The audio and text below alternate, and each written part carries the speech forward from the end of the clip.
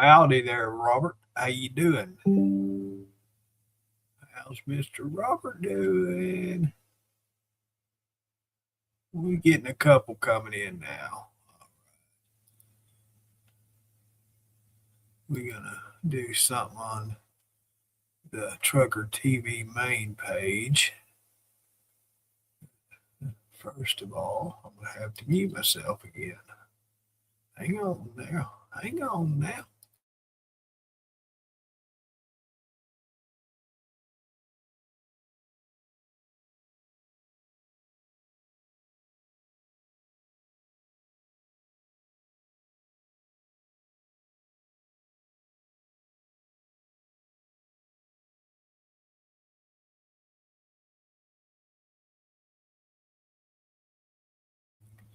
Okay, we back. Well, that's good to hear, Robert. Any more of that freezing stuff in down there? I tell you what, we was up to 90. What was it? 92 the other day. Go from 1 week freezing till next week just out of control temperature wise. Hey, Tammy, how you doing? Steven, how you doing, sir?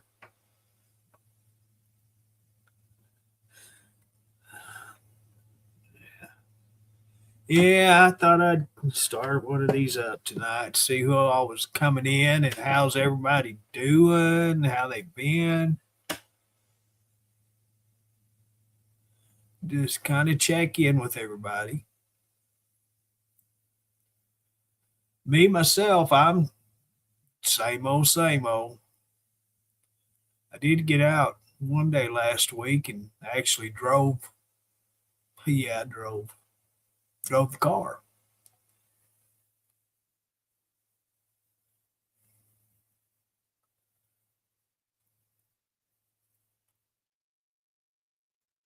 And it was fun.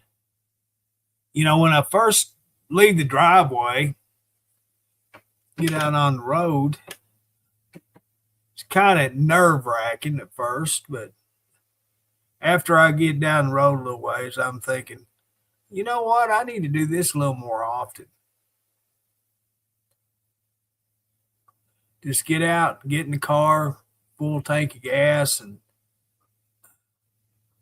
just drive somewhere. No place in particular. Hey, Miss Virginia, how you doing? Just drive somewhere. Fill the cat bowl up, the water, and all that stuff, and just drive. And if I decide to stay the night somewhere, just do it. And we'll see how long that lasts. I might get up 20 miles from the house and turn around and say, the heck with this. We don't know until we try, right? It's just I haven't drove much at all. And it's kind of makes me nervous. And not really for my driving, but other people on the roads. That's who I'm concerned about, distracted driving. People, it don't matter where you go, what time of the day or evenings, doesn't matter. You're going to see somebody that's looking at their telephone or got their telephone in their hands. It's just crazy. And, all these new vehicles have, most of them's got where your telephone hooks up to your car. Why don't you take advantage of that? I got mine set up. As soon as I turn the key, it's hooked to my telephone. I can set up my radio to where it's Bluetooth into Spotify and just turn it to the channel, and all my controls are right there on the steering wheel. And so I'm not having to even look at my telephone. That's the thing about it. I set my phone between the seats, and that's where it stays till I get out of the car. So that's what I'm worried about. Oh, where I live, under the influence drivers. You'd be surprised how many people in their 50s, 60s, and even 70s are smoking pot, driving their vehicles, drinking alcohol, driving their vehicles, especially in my area, being close to Hot Springs Village. that's that's all them people do is sit around, drink, get on the golf course, get drunk, and get in their cars and start driving. They're crazy.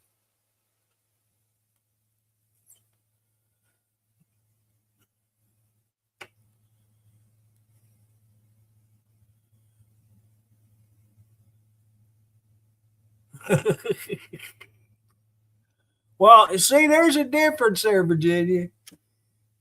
You're married. I'm not. I live by my little lonesome. And I would I would probably be in the same shoes he is. If my wife was to call me and say I'm not coming home, well, that kind of makes me kind of suspicious. What are you doing there? What is Virginia doing? Where's she at?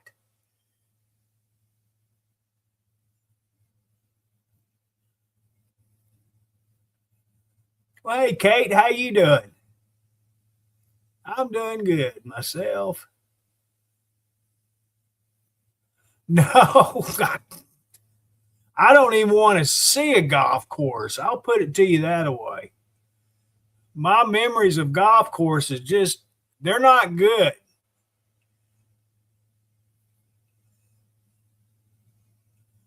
Not good whatsoever. I had to work around golf courses for over a year.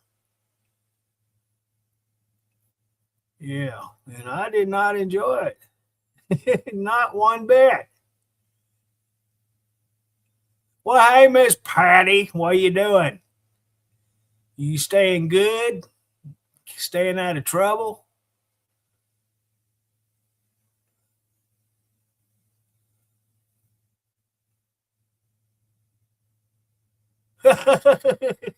That's shit. Linda, what are you doing? Or not Linda, Diane.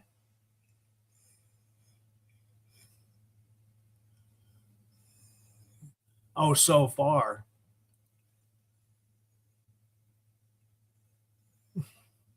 Well, Diane, I tell you what, why ain't you up here?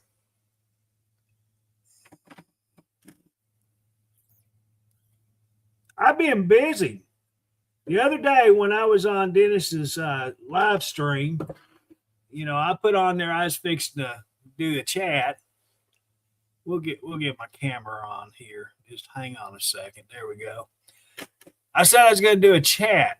Well, lo and behold, Jeremy comes knocking on the back door. I'm here to clean up your backyard. So I sat outside.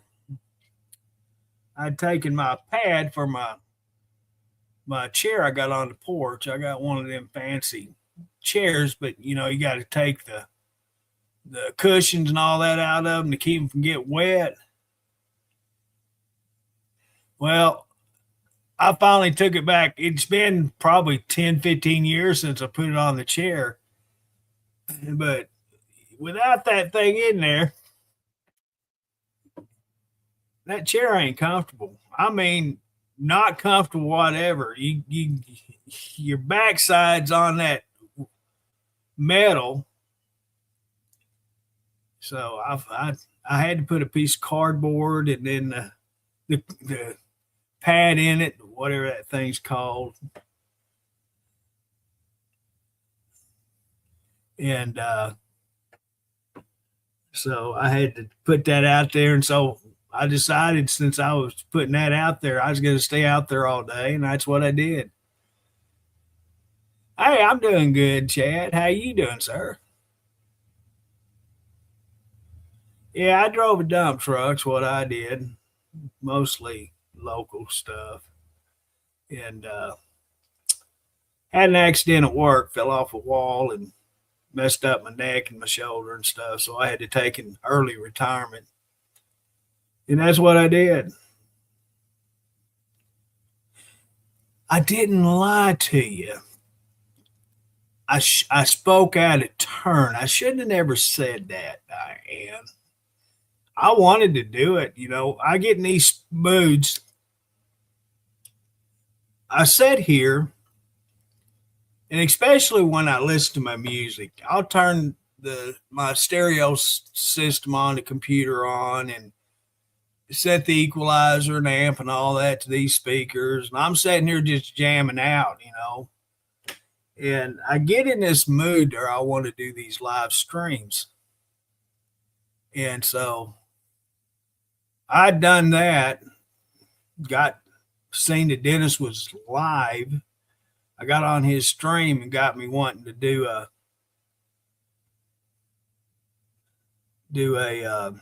live stream. So I said I was going to do it, and I didn't. But hey, and what he did was, since it was daylight, you remember he had to stop because it's getting dark the 2 nights he worked up here. So what he did was he started pulling the crap back out of the shed that he had put back in the night before. And I told him, I said, I thought you was up here to clean it up, not to tear it back out. He says, oh, I'm taking it all out to get the bags that had busted and everything fell out. I'm rebagging all that stuff. I said, you lying sack of shit. You're in there digging through it, trying to find valuables. And so, well, believe it or not, he actually did clean it and bag it back up. Everything that was loose in there is in bags now. He went through 2 boxes of bags, believe it or not. So I told him, I said, man, you should have, when I rented that excavator for you to work on the driveway, you should have come up here, dug a hole behind the house, and pushed that old shed down and buried it. But he didn't never do it.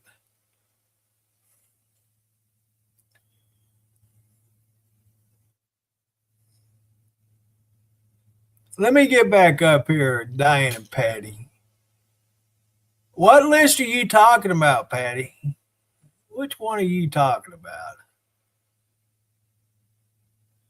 No, it's not out there. I've got it in the closet inside the house. Yeah. That's Franny.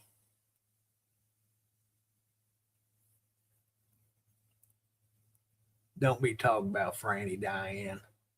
I love Franny. I loves her.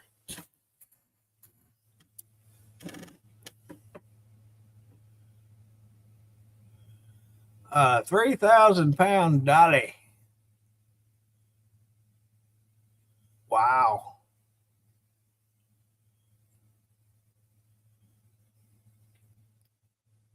Well, that's the thing, Diane. You didn't have to wait on me. I knew you was going to be awake anyway, so I was so tired of watching him work. Hey, Robin, there you are. How you doing tonight? Yeah, it wore me out sitting there watching them, and it ended up before they were through. I was sitting there holding a flashlight from my back deck while they were in there trying to finish up cleaning up, throwing bags back in the shed. So that wore me out holding that flashlight. So I come in here and sat down at the desk, shut all this stuff down, and I went to the bedroom. No, she got so many patches on her.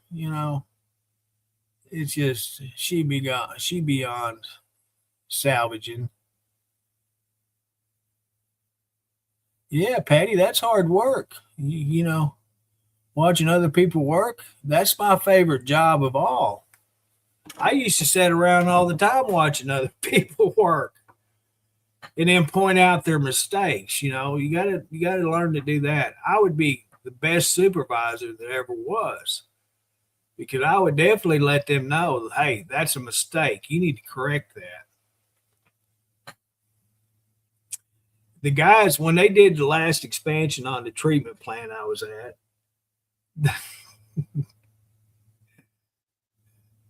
I built me a little bench with the back on it and all that, and I had an old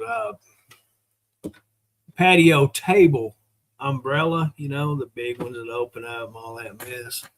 Well, I dug one of them out of. They used to have dumpsters up there by the treatment plant, and I dug one of them umbrellas in the base and all that out. So I set that bench right out there where I could oversee everything at the plant. Set my umbrella up, had a little table set next to me, and my glass of iced tea, and sitting there watching them old contractors. Well, they wasn't in, they didn't think that was too funny. They was out there in that heat and that hot sun beating down on them. I'm sitting there drinking my iced tea with the umbrella over my head. Yeah, they didn't think that was too funny. I thought it was hilarious myself. But yeah, at the end of the day, back in them days, I was even tired back then, and that was back in 2001 when that happened.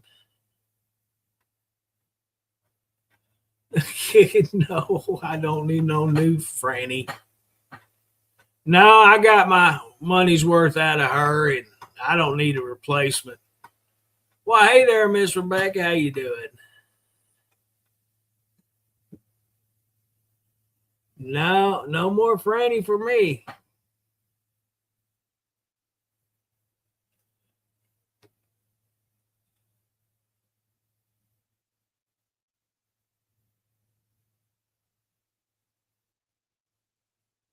Oh, I got you now. I know what you're talking about now, Chad. You used to pull doubles. I know what that dolly is pulling. Gotcha. 30. What was it? Many years. Okay. Yeah, I worked for a company that, or the place I worked for was a property owners association. They had the wastewater plants and the potable water treatment plant and took care of the streets. It's a private community, and so property owners paid for everything. It wasn't no government funding whatsoever, state or federal. And I worked for them for 30 years. And most of it was a wastewater plant, and I was in charge of biosolid disposal. Yeah, I dewatered it through a belt press, and I hauled the. No, it's a turdologist, Patty. Turdologist. Remember that now. Write it down.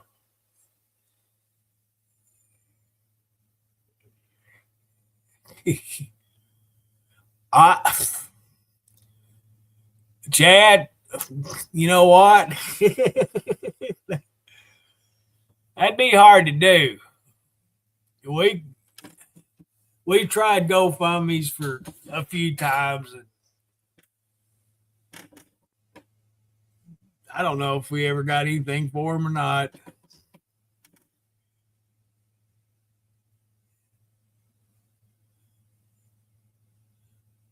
Diane, I can't handle her.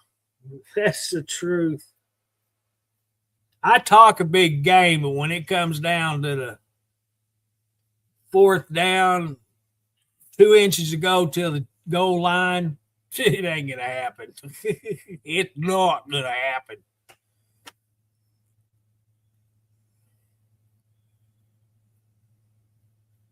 Poop professor. Turtologist. That sounds better. I have my card in the bedroom somewhere. Yeah. What in the world does a FWB stand for? You got to remember, I'm old. I don't know all that young jargon and all that stuff.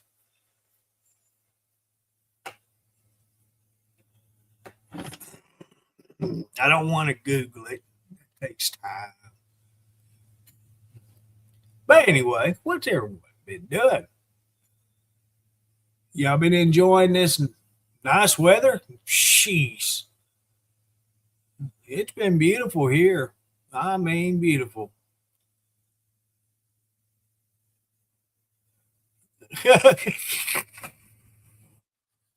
Your ass has a crack.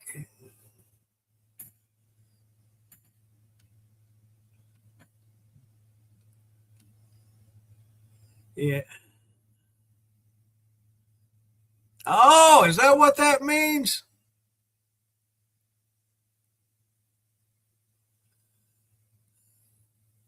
Well, I'll put it to you this way. What kind of benefits you want? Can I have an FWB? I just need somebody to cook for me. Clean the cat litter box out. That's all I'm asking. That's all I'm asking.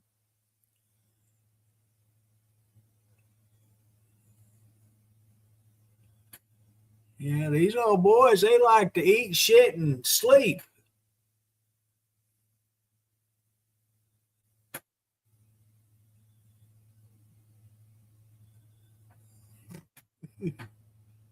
Yeah, they little shit factories.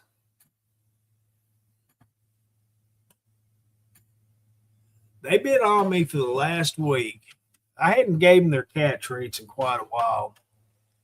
But I know when Fortune starts bugging me and he's got a full bowl of food, the water dish is full, and it's not just a little bowl, it's a big ass stainless steel bowl. And when he starts bugging me like he's starving to death, I know it's time for him for their cat treats.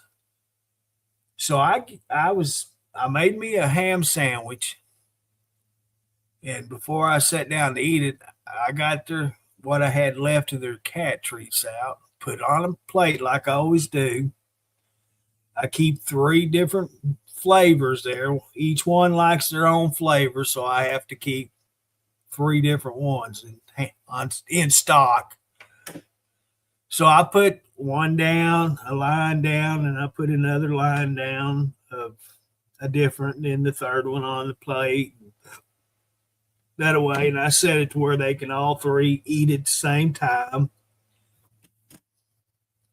And so they eat a couple of bites. They come in here and lay down. I said, "You got to be freaking kidding me. All that bugging y'all did to me, and that's all you're going to eat?" And the Jordan, he stayed in the bedroom in his chair for about 3 or 4 hours after I'd done put it down, which was not normal. All you have to do is hear that me open that cabinet door. They know what the cabinet door sounds like to their cat treats. All they got to do is hear it. And normally they're right there in my feet. I'm having to push them out of the way. Well, Jordan didn't do it. He slept in a chair. So that tells me he was up all night last night. And anyway, just took a couple of bites and that was it. I'm going, you got to be freaking care. You got to be crazy, cats. Yeah, one of them gets catnip, one gets backyard. What is that called? Backyard grill or something like that. And then the other likes the chicken flavor. Yeah, it's the high dollar stuff. Temptations.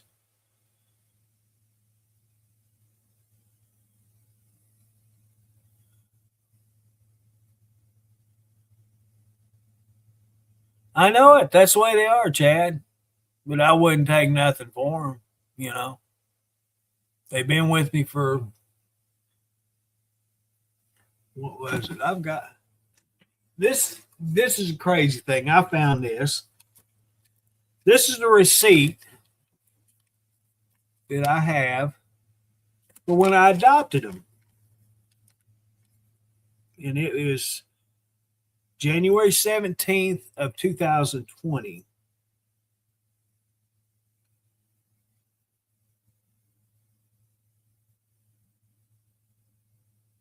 Yeah, I found this just out of the blue out here. There's that the receipt I paid to adopt them. So I put it here at the desk so I could lose it here at the desk. So they've been with me since 2020.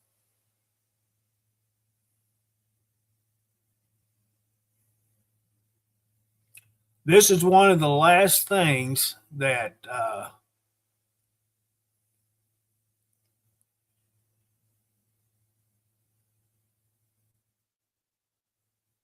yeah, that's the way they do.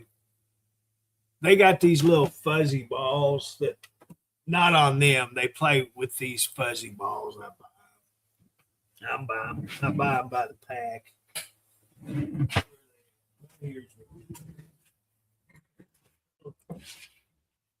They're all they're all over the house. And you get this, these little balls like this, these little fuzzy things on them. They'll pick them up by this stuff. They don't put the whole ball. They just pick them up in the front of their mouth, and they'll start meowing. Yeah, that's when I know they're fixing to start playing because I'll hear them meow like that. Craziest thing. Ben, he never meows. Never until he starts playing. Fortune, yesterday, first time he's ever purred. First time. And he's what, 6 years old now. Never purred. I never heard him, but he did yesterday. I sat on the toilet. He is down at my feet, wanting me to rub his neck, and he goes to purr. And I'm going, what the hell, boy? I've never heard you do that before. Yeah, they'll throw them up in the air. I'll be sitting here and they'll be pumped right in the back of the head. They'll hit me in the back of the head with one of these balls. And there's probably 10 or 15 of them strolled all over the house.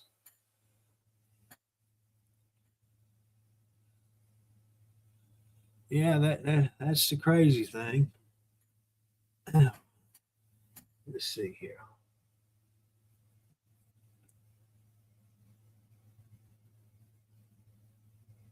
Well, play with it. That's why I threw it to you. Play with it. He's like, you dumbass.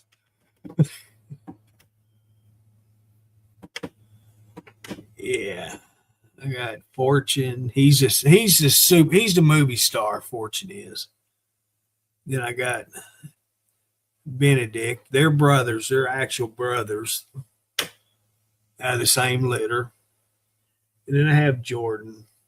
He's the oldest one. He's 10 or 11 years old, probably 11 now, or he's going to be 11.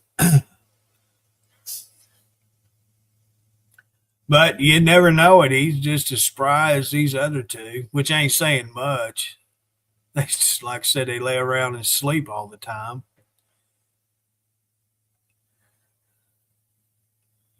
Yeah, 15 years old. That is a good age. They're not real.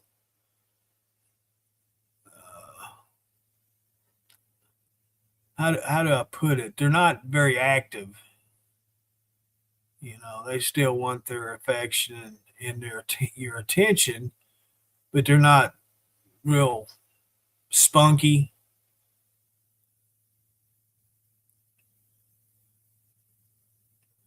Yeah, I've had dogs in the past, and had three labs, two chocolate labs, and one that Mama Dog had a party with a German Shepherd and ended up with half labs and half German Shepherd. And you could tell he had a German Shepherd in him because that was the dominance in him. And he was a shithead. I didn't like him. Now, the other two, I did like him, but they were older. Dixie, she was older. There's no telling how many litters of pups she had.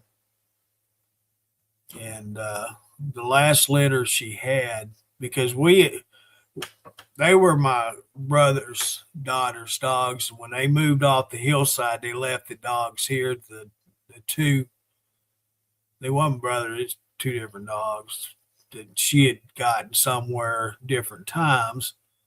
But she left them on the hillside and they took up residency at my back porch.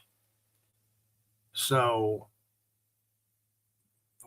the woman I was married to at the time, she just said, I'm going to take care of them. I don't want them to run off and cause havoc.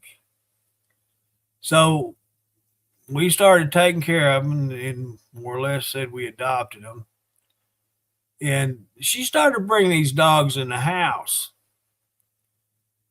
And I had a fit. I had a total fit. We had cats in here. I said, no. Well, you know what? They did stay in here.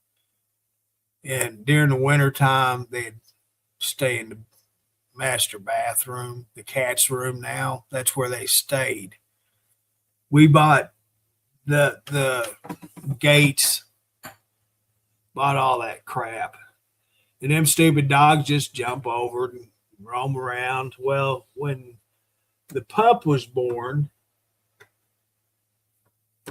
she kept him in my bedroom that I sleep in now. And that shithead tore the carpet. He totally destroyed a queen-size bed. The box spring and mattress, everything was totally destroyed. You couldn't even see what it was, just pieces of material in a spring. So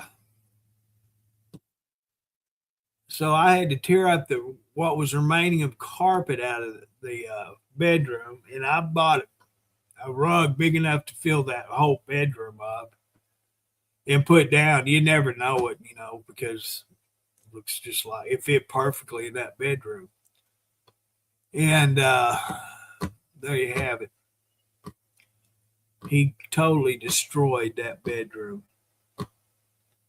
The walls are all scratched up, and I can't fix them. I put furniture and stuff in front of where he tore up the walls. Cases.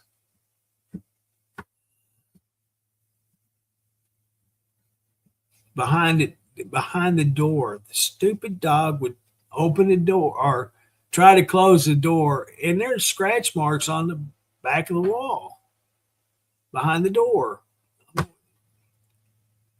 I can't believe this mutt did that.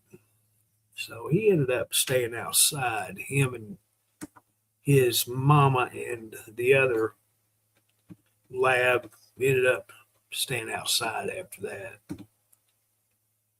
And lady I was married to at the time, she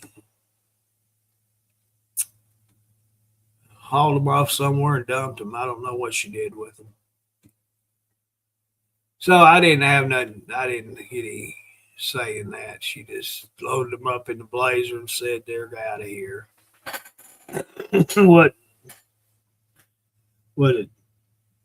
A year after that happened, I ended up divorcing him. This is a crazy thing. People that has mental illness, you can't just up and divorce them. It don't work, especially here where I live. It took me 2 years to get it through, uncontested, all of that. And if they don't sign a consent, you can't help them. You cannot help them. You can only do what's under the laws of Arkansas, and that's it. So I don't wish that on nobody. But anyway, let's get back to good things. Let's see what. Paint the wall. Show your artistic. Yeah, I'd have paint all over the floors. The walls are sheetrock. I would have to do plaster work, you know, get some not yeah, spackling, and fill in all the where the scratches are and stuff, because you know how you paint over scratches and stuff, it's going to stick out like a sore thumb. So I'd have to do a lot of work, and me and work don't get along. Yeah, we don't like each other. I had one chew a hole right through the sheetrock. I'm like, how the hell did you do that? Animals are crazy. One of the cats I had did the same thing, and it was in a hallway. I don't know why he did it, but he did. Just about that big. Got to wonder, was there a mouse in that wall? And he was trying to get to it. I don't know. Yeah, I could have my boy or one of my nephews paint that bedroom, but it cost me about probably a couple $1,000s to have it done. They don't work cheap. And I'm at the point of life. I'm not impressing anybody. I'm not trying to, you know, my house is livable, and I've never claimed to be a millionaire or nothing. I'm comfortable where I'm at, and that's all that matters. It's my home.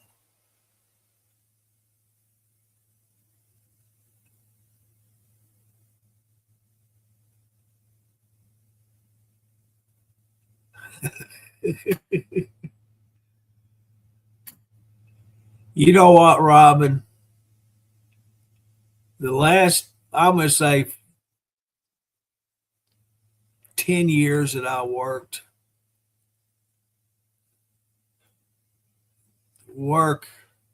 anytime anybody said something about work, I'd say, quit cussing at me. Why don't you just say fuck you instead? Because it's just as bad in my opinion. You know, I got so disgusted at the POA for what they did to us, and I didn't want to quit because I would lose a lot, you know, and so I had all them years invested, and I just stuck with it as long as I could. You know, I lost a lot of things, and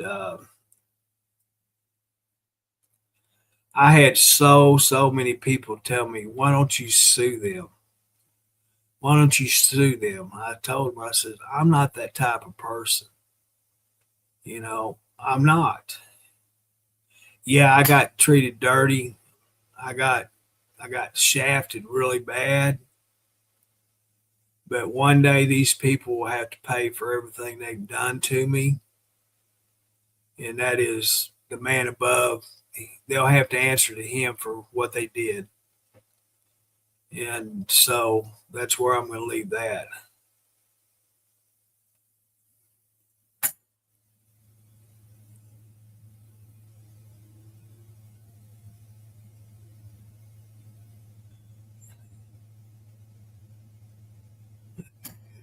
Yeah. My parents, I painted so much.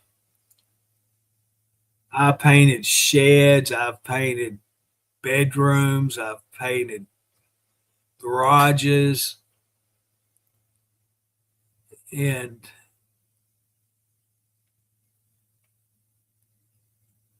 I became a pretty good decent painter.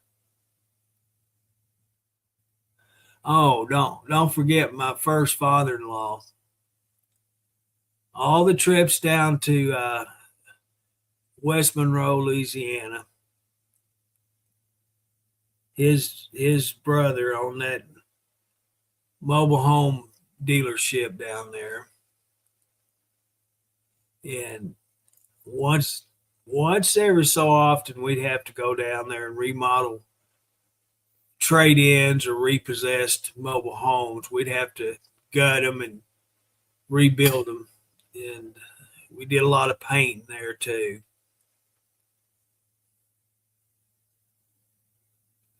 Yeah. And see, we did not just the inside, outside too. Down there, we'd have to repaint the outsides of these mobile homes, and trust me, we swept cobwebs off the outside walls, and that was it. And then we sprayed paint over the top of it. I didn't use the airless; the other guys did. I did trim painting, and there's no telling. You know how mobile homes are unless you take steps to paint this type of metal. It's going to start flaking. It's not going to stay there very long. So he looked at it this way: these are old trailers, but I can get these people locked in on payments with them when they buy them. So there you have it. Make them look nice, get them off his lots, and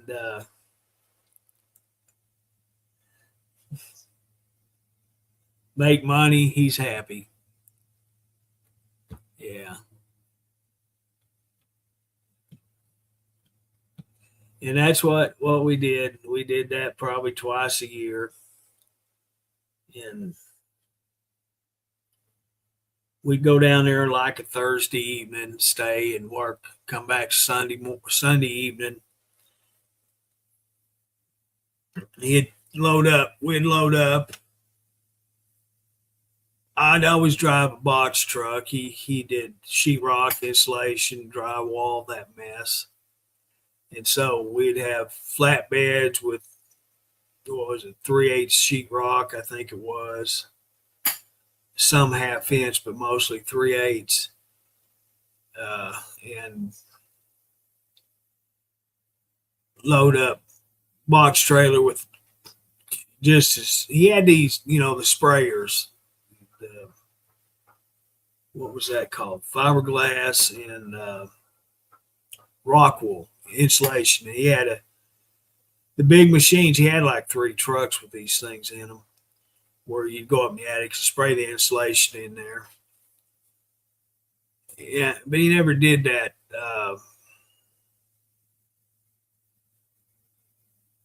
That paper stuff. I can't remember what it's called. It's just rock wool and fiberglass. So we'd load up these trucks, 2 trucks. I'd always take my wife. She'd ride with me, and we'd drive down there and stay till Sunday evening and rip out these mobile homes and rebuild them.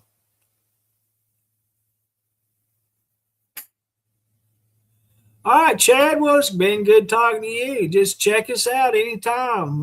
Dennis, he's the creator of the page, and he usually streams in the evenings and late nights, early mornings. And we have Andrew. He's a driver. He's been off sick, and he should be back. He said maybe tomorrow. So look for Andrew tomorrow. And I do this live chat every now and then. But you're welcome back anytime, sir. Thanks for coming in. I appreciate it. You have a good evening.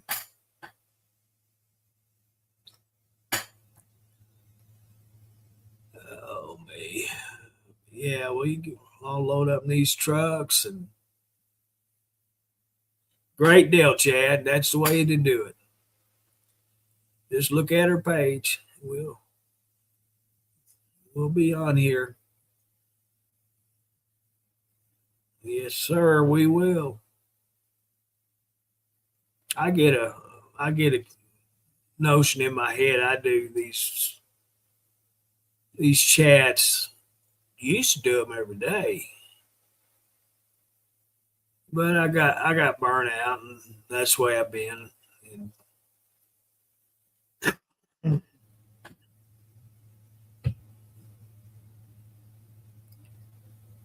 And now I do them just every so often, not regularly. I need to do them more regular. Maybe I'll get more followers on here for me. I don't know. They probably. I'm the most boringest person on Facebook, YouTube. But hey, I just do it for you guys, not me. If I wasn't on here right now, I'd be in my recliner in the bedroom going. That's what I'd be doing.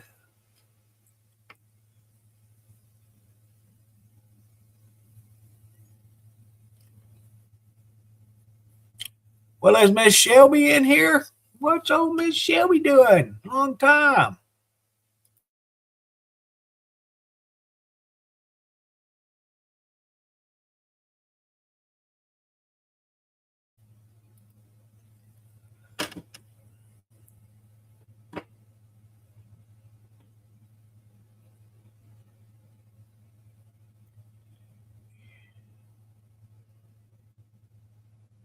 I don't know anybody here now follow Kitty Wallace or not. He's over in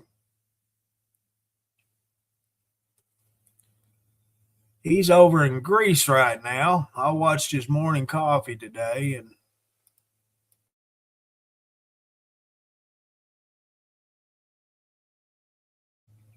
he's over with his buddy.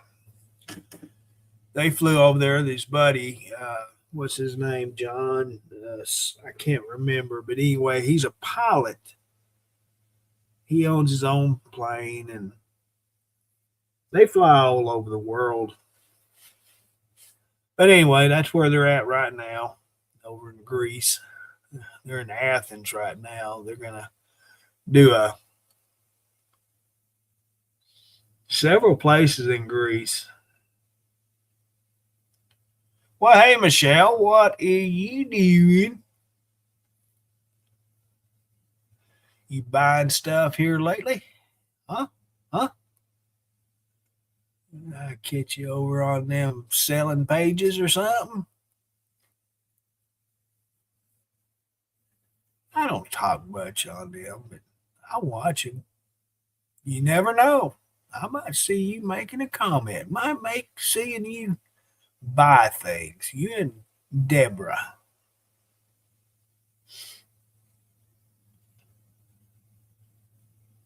I thought it was kind of funny. Back last year, Deborah had never ordered anything from Julie, and when she got when she made her order and she got the email and opened it up and she saw how much freight was going to be, she got mad.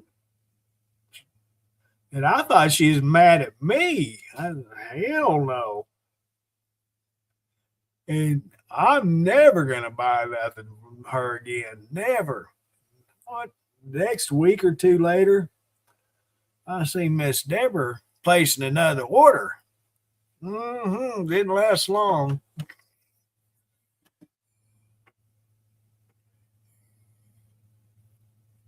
Yeah, that's the thing about you ladies. You see something, you gotta have it. You got to have it. I'm the same way though. If I see something and I can, I'm gonna get it. But I can assure you, it probably won't be from Miss Julie. No.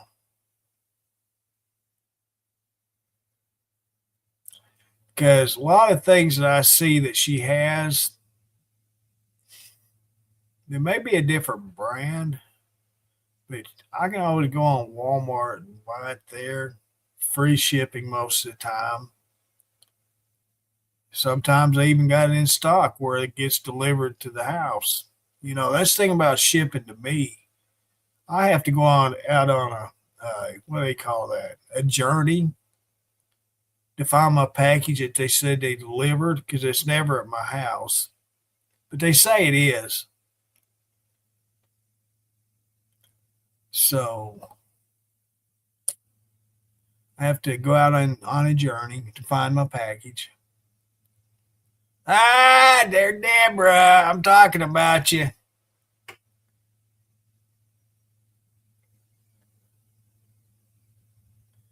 Well, Michelle, I would, but like I said, the freight shipping to me in the price of the products,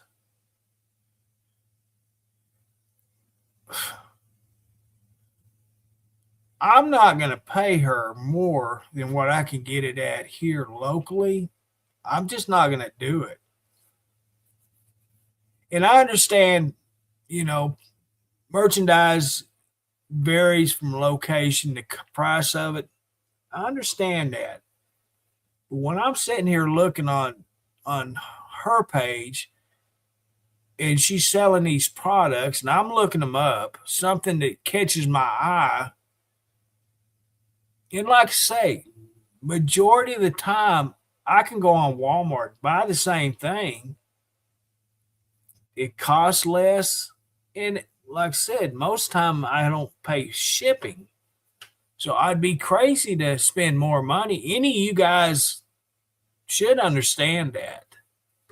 You know, I'm in the game to save money. You been spying on me. Oh, look at her, Deborah. You spying on me. But yeah, I'm in this game to save money, not to help somebody pad their back pocket. I like Julie and all. I like watching her show, but I'm not going to pay her more than what I can get the products here locally. And plus, I don't like the clothes she sells. I think, now, don't get me wrong, the men's clothes I don't like at all because they're not my style. They may be younger people's style and all, but for me, no, I never buy that stuff. I never, if you gave it to me, I wouldn't even wear it.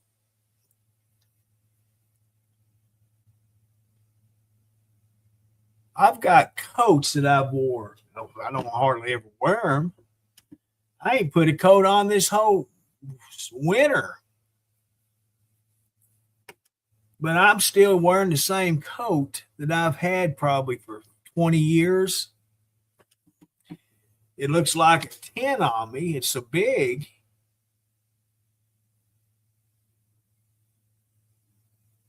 But I'm not going to break down and buy something I'm not going to wear or I'm not happy wearing it.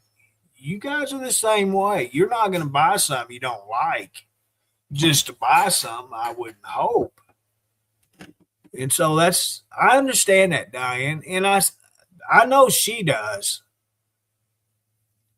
Her and Ray both, her daughter that's got the show in Florida.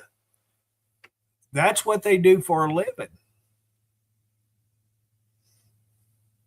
And that's why I'm saying, and you guys do it online all the time. When you order something to have it either delivered or shipped to you,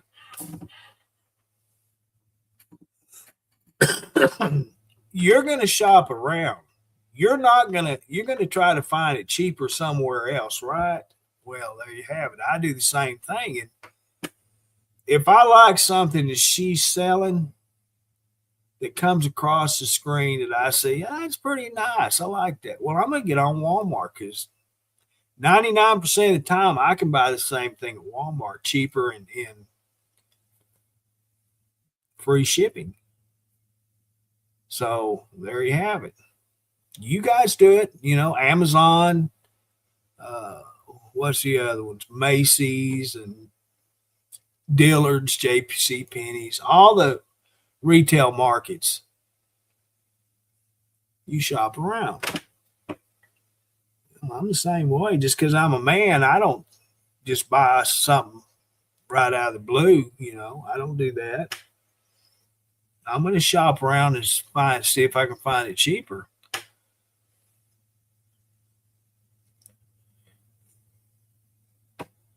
Well, when you're buying at Walmart, you're doing the same thing. Even you're buying Chinese. Did they? You saw Caitlin was on most of the week last week, wasn't it? Most of the week. Filling in for Julie. Where was she at?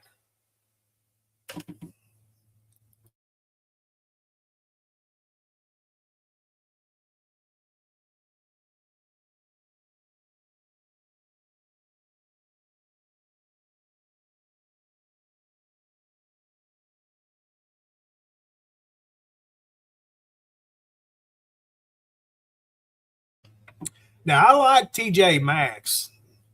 That's probably one of my favorite places to shop. I hadn't been in one in years. And I think I don't have them no more. I believe it was TJ Maxx that I bought my sailboats and my lighthouses from. Or was it something else? I can't remember. It's been so long. And oh, did she go hook up with that dude? I was seeing some comments. What was it? Yesterday, and they were saying you'd never go back.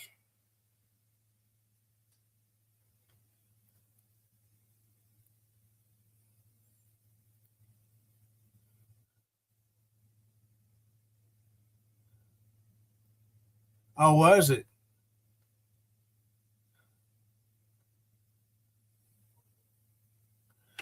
I've got one of them here. It's one of them round ones. And you just put it over your whatever you want chopped up and pop it on the top, pop, pop, pop, pop.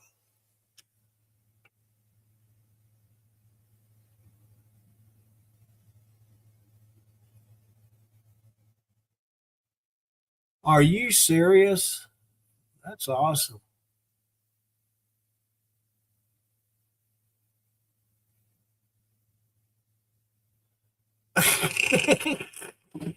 I don't blame him, Deborah. I've seen her show her true colors, and that ain't pretty colors. Like I said, if I was to never have seen her streams, and I come across one day, I would never watch them again. The reason why I started watching her videos, her live streams, is because when Ray was there, that was fun entertainment. She had the whole building full of ladies and they're cutting up. You girls know what it's like to be with other women. Y'all like to have fun. Well, that's what my life is fun. I'm the type of person that when people are having fun, I sit back and watch them. That's my enjoyment. I'd rather do that than anything on this planet. And that's what they used to do. But once Ray moved, all of that ended. It's not fun to watch anymore. And the only reason why I watch it is because, and I don't watch it a whole lot. I might make a comment and I'll wait 10 minutes or 5 minutes, 5 or 10 minutes, and I'm out of there. And that's it. I won't go back and watch them. And I don't hardly ever watch Rays. Hardly ever do I turn it on because I think her prices are just totally out of hand. They're out of control. What she's selling for what she sells it for is crazy. I used to collect lighthouses and sailboats but unfortunately all of that got destroyed. I had a sailboat and I gave it to Cody. She couldn't reach it because it was up on my entertainment center. And she just wasn't in the right mind. She couldn't reach it, didn't know how to get to it or nothing. So that's the only way I saved it. But I gave it to Cody, and it was a real nice one. But anymore, all I collect is dust and cobwebs. You got to remember, Halloween comes once a year, so I stock up for it. Got to have my decorations for Halloween.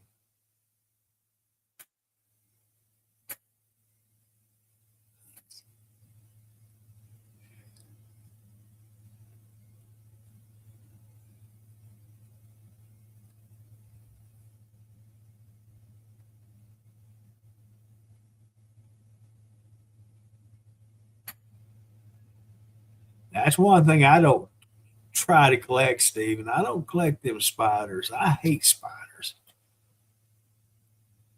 Them little some bitches hide. I've chased them all over this house, from one room to the other, trying to find them little son of a guns. I come in here one day, a couple of weeks ago, and I just came face to face with a little spider on a spider web coming down from the light fixture. Right in my face. Freaked me out. So I come over here to the desk and got me one of these there Kleenexes. Went chasing that thing up that spider web. I caught him though. I got that little sucker.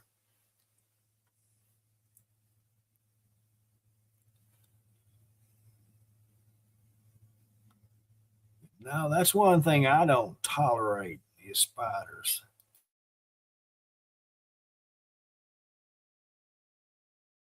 A lot of times that's why I don't open the door,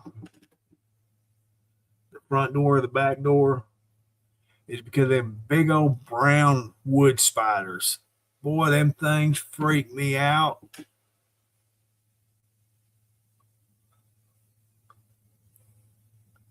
You go to crush them big old boys, they crunch. Sound like you're eating a taco. You ever went in the bathroom? Like my light switch is right as you walk in the door, it's right on the wall. You have to turn around on the wall next to the door, turn the light on. You ever walked into a bathroom at night? You reach over, turn the light off, and here's a big old wood spider looking at you in the face. You ever done that? I've done it many times. I don't know why they always just want to stay right there next to that light switch. I have no idea.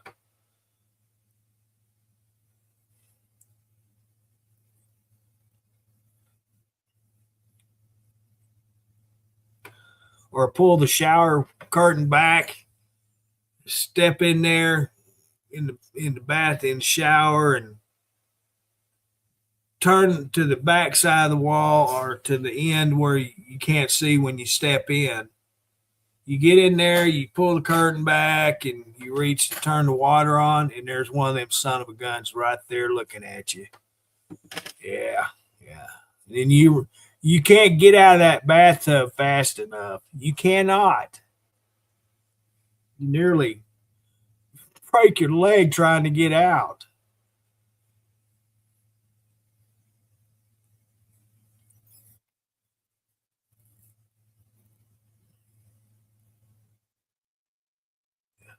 I have to look them up, Patty. I hadn't heard of them. Let me look real quick.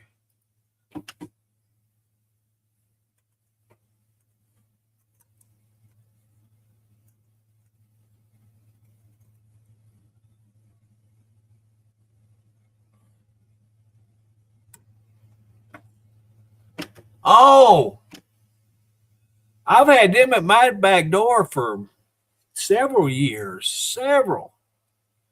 They scare the crap out of me.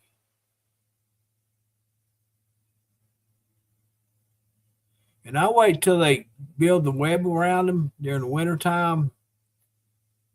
I'll take care of them little fellers.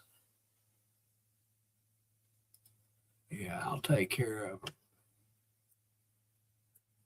There may be two in their place the next year, but that one every year that I get, he can't come back. Yeah, Michelle, used to spiders didn't bother me. And when I did house gutters, I used to put up house gutters. I was dealing with spiders every job. I don't care how clean the house was or how nice the house looks. Spiders is going to get into nooks and crannies where the cool spots are during the summertime. So I battled spiders, and they did. I got to the point I didn't care. I had spider bites on my fingers all the time. It's just part of the job. And then I quit doing that work. And after that, I don't know. A snake and a spider might be the same. But at this time of my life, I think spiders bother me more than snakes do. I found a black snake one year at the plant. That's one thing we always had was them black snakes, which I kind of glad that we had them because it took care of the mice. We had bad problem with mice, and so the black snakes and king snakes didn't bother me. I just most time left them alone. But one year, my boss was talking about the little ground rattlers. He lived up on a mountaintop, uh, rocky, real bad, big boulders and stuff in his backyard. And so he's talking about them ground rattlers all the time. And I thought, well, I'll just catch him one of these big black snakes. He can take it home and let it loose. Maybe that'll help with them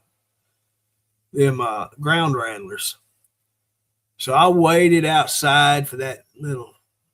He's over 6 foot long. I waited for him to come out, and I seen him, and I went to chasing him. I caught that sucker, and I put him in one of the drying beds because it was closed off. It was open at the top. And them snakes can crawl up concrete walls. They'll actually stand up. If they get their head over a wall, they're going to get their body over.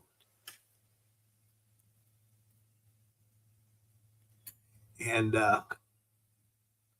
but I put it in that drying bed, and I told Charles about it. And I said, I'll caught you a big old black snake you can take up to the house, turn loose. He said, where'd you put it? I said, in that drying bed. And he says, he ain't going to be there. I said, he can't get out. He says, yeah, he's probably already gone. So we went out there, and sure enough, that snake was gone.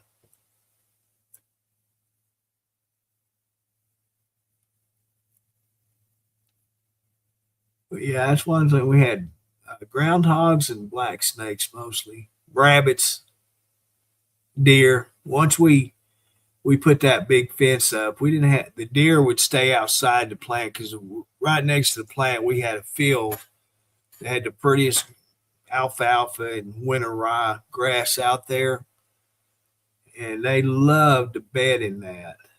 They'd go out there and graze and bed, and that's where they stayed, deer. And uh, field rats, we had a bunch of them. Oh, yeah. We was right next to the animal control in Humane Society. The animal control would catch them wildlife, and they'd turn them loose right there behind their facility, which was just right there next door to us. And they'd find new homes up there to plant. We had all them culverts, had places around the structures that had, eroded to where they'd crawl underneath, underground, and they'd build their homes there.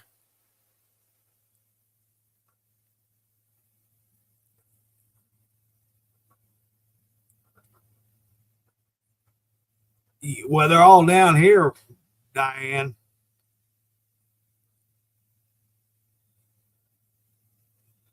Patty, I sit here every day. I'm not kidding you. On my front window that I look out 95% of my life, I'm looking out this front window. And there's days that there'll be probably 20 or 30 ladybugs on this window. Like right now, there's 2 out there on it right now.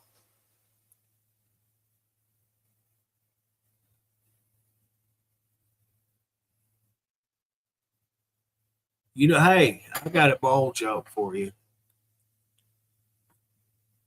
There's 3 moles. They're in their hole.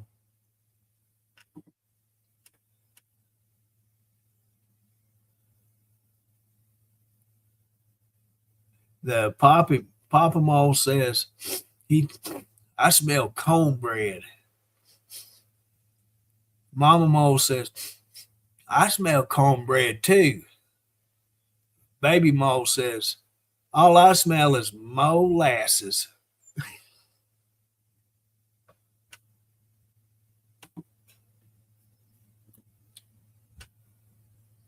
Ponder on that one for a second.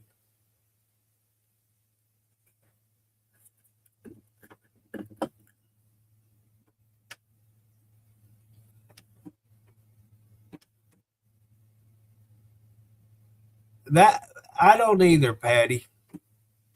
Used to, I had a big stack of pine trees out where we used to have a shed. It was a horse shed barn, but we tore it down when I moved my mobile homes up here where I'm at now.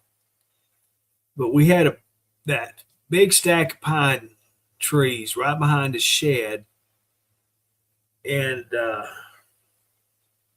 when I moved my first mobile home up here, I started getting the pine beetles in the house. I don't know if you've ever seen or heard pine beetles, but you could hear them things out in them trees just munching. And it's loud. I could stand on my front porch and I could hear them all the way to the shed. So my neighbor, he had a excavating company. He had all the equipment and stuff, and he come up here and tore it down for me. He didn't charge me a dime, nothing. That's a good thing about having a neighbor. I grew up with him and his brother and his 2 sisters, and so, in fact, he's one that did all the cleaning, clearing, and leveling to put my mobile home up here. But he tore that down, and he hauled all that stuff away. Because where I'm sitting at right now, it used to be woods. You know, it's same as woods behind me or in front of me. He just built a road. Didn't cost me anything. He built it for me, fixed up a place for me to put a mobile home. The first mobile home I had was a small one, a smaller one. And so it wasn't set up for a big one like I get now. But anyway, he cleared all this out, and the the the guy that delivered my first mobile home, A1 Arkansas Transit or something. They have the company that moves most of the mobile homes here for the mobile home lots dealerships. He delivered my first mobile home, and when I sold it to have this one moved in, he was the same driver that delivered it. He came and pulled it out, which wasn't too bad. Then I've got a mobile home that's a whole lot bigger. This is an 80 footer. I had a 60 footer. Plus, this one's 2 foot wider. He got it worked in here, and I didn't think he was going to get it done. I showed him where I wanted it. I put a pin, a stake where I wanted the back right corner and the front left corner. So he brought it up. I got permission from my neighbor, the man that did all the work for me, to bring it across his yard because they couldn't bring it up a driveway right off the main road. So he gave me permission to have them delivered. So they run through his yard and got it onto my driveway. He pulled it in, made the sharp turn. We had to cut 2 more trees down because it was so long we couldn't make the bend. Back then, they didn't have the carts that they've got now. I'll have the story for that next. So he got it turned, and was off on both stakes about a foot, maybe more, a little bit more. And when I seen where he positioned it, where it's at, and he says, "Is that good enough?" I looked at it and I said, "Yeah, it's a lot better than I thought you was going to get." And I says, "Leave it alone, just right there." He says, "Good. Don't you ever call us again to come and get it out." He did not want to see me again. And said, "I know, I'll be here. This will be here probably for the rest of my life."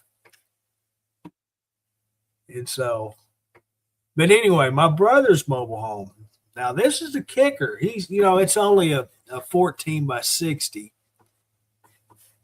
And I thought they were going to have problems getting it to there's a concrete slab back there that used to be a playroom and a utility room on the old mobile home that was sitting there. And I didn't think they were going to be able to get it there.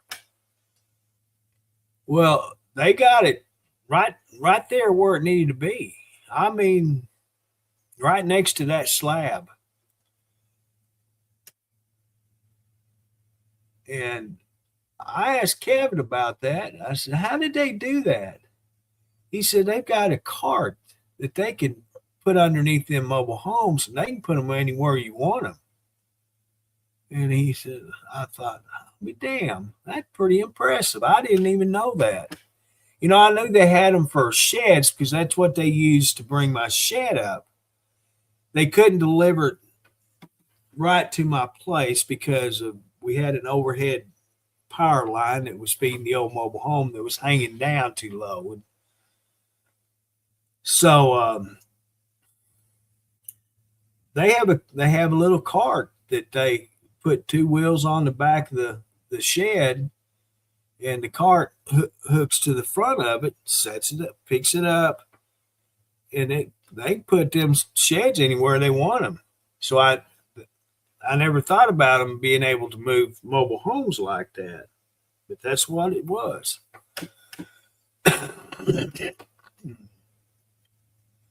So I'm sure if I had to get this thing out of where it's at now, they can do it. And if it's ever leaves here, I don't care what condition it is. Once somebody hooks up to it, I don't care what it looks like after it gets out of my driveway. That's up to them, not me. And I don't think my neighbor now would allow them to go across their yard with it. So yeah, it's amazing what they can do with sheds and mobile homes now. Because back when I put this one up here, things like that they didn't have. I bought this in well, it was delivered October of '89. That's how long this one's been here. Is October of '89. I bought a brand new Fleetwood Brom. Top of the line, had an upgraded northern insulation package, double 5/8 flooring. It's all the upgraded back in '89 that you could get on a mobile home.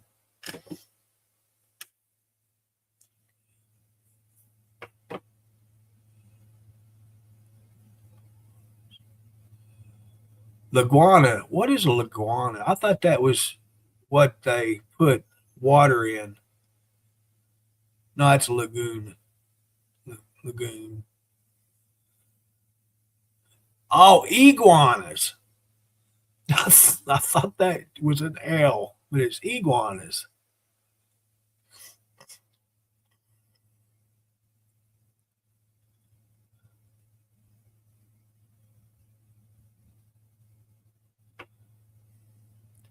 I'm not gonna lie. I've had times where I've had roaches, but it wasn't out of control. I was able to get it out of the house, and that's one thing about roaches. If you let them go too long, you're gonna have a never-ending battle with them. They get in things that you can't reach. They're worse than mice. They multiply quick.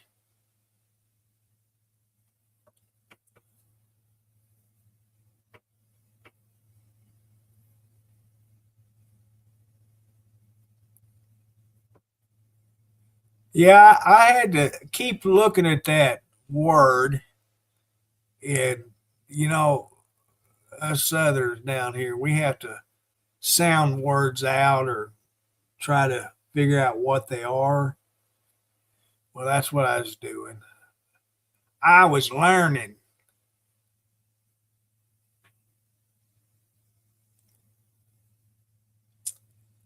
I every once in a while I'll see one fly across in front of the window.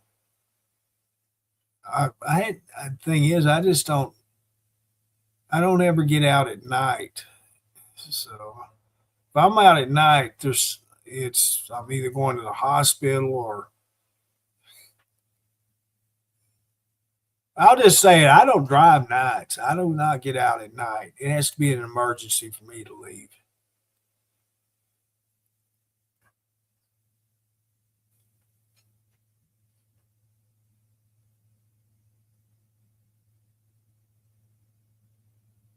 I got my little vacuum cleaner out today. Vacuumed the rug in front of the door in the bedroom. Swept the floors. I still got to put the laundry up, but I did get it out of the dryer and put it in the basket. I bought one of them new fancy laundry baskets. Got wheels on the bottom and a handle on top, the lid. You can throw that laundry in that there basket, close that lid on it, and wheel it back to the bedroom and let it set for a couple of days, air it out, stuff it in your drawers. Yeah, I did.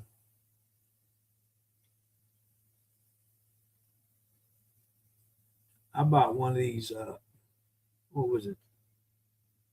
3 foot by 5 foot rugs to put at the front door, and I really like it.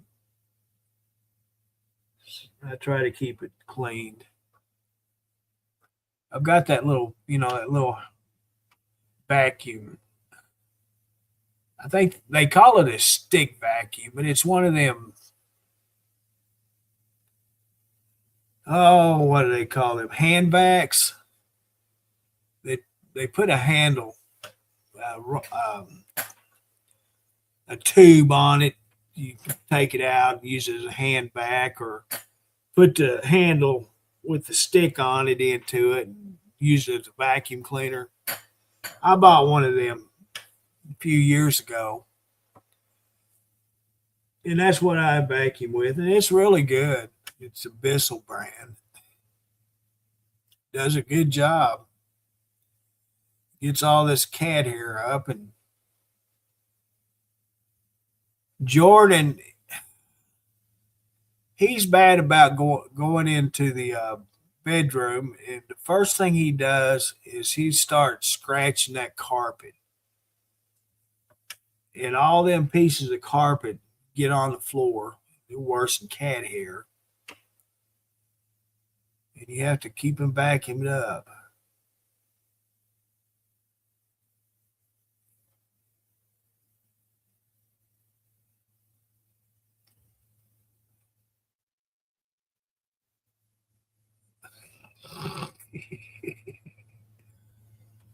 I thought Diane was asleep. No, she's still there. Pull it together, Patty.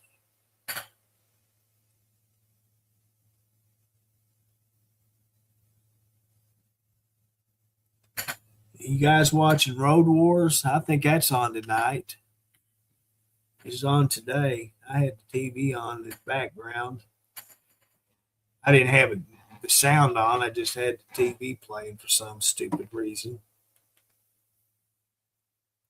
I never turned the TV on in the front room. Never. Yeah, it's still Road Wars.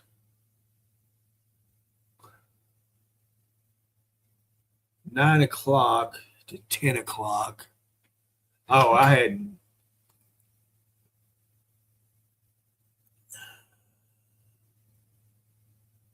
Customer Wars is on next.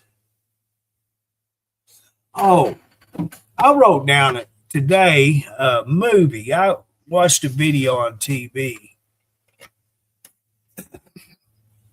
In the most decorated person in military history, they got a movie about him. I watched a video today. Autobiography. Told he come from, I can't remember where, but his family was poor. His dad, there were several kids, and the dad would only show up every now and then. They lived in just an old shack. No electricity, no running water, none of that stuff. And he was really young. He went through 5th grade of school, quit to help take care of his mom. He hunted for what they ate and garden and all that. And so he became a really good shot. But anyway, he went in to join the military when he was 17, maybe 16. And the Marines wouldn't take him because he only 5'5", 110 pounds wet, just a little bitty guy. The Navy wouldn't take him. And anyway, the paratroopers was the other one.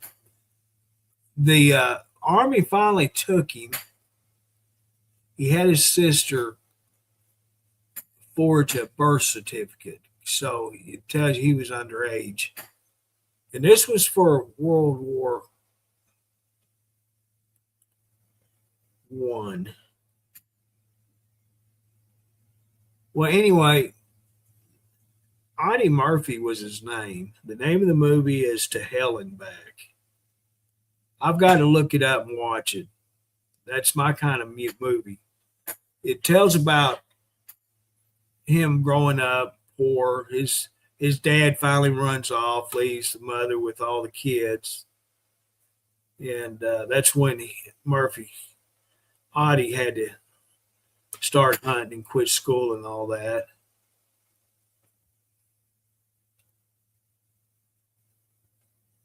He even had medals from Belgium. Belgium government awarded him medals.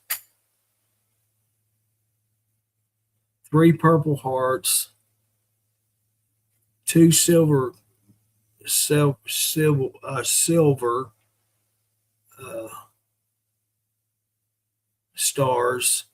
or 3, 2 or 3 silver stars, 1 bronze star.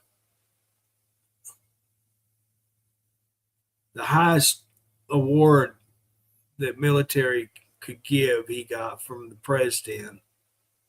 Just amazing what this kid grew up and did. And the video showed things that he did. He shouldn't have never survived. Honestly, he should never. He was probably one of the luckiest military persons there ever was, because what he did to save the other troops. But anyway, that's what I watched that video. I wrote the name of his name down and the name of the movie. I'm gonna have to look it up tomorrow and watch the movie. But yeah, I like that kind of movies, the old war movies, especially when it's like an autobiography or uh, a nonfiction movies. That's what I like. I don't like these made up shit. If I'm gonna sit there for that long and watch a movie, it better be worth it.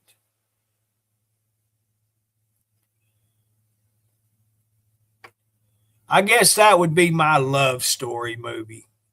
Movies like that.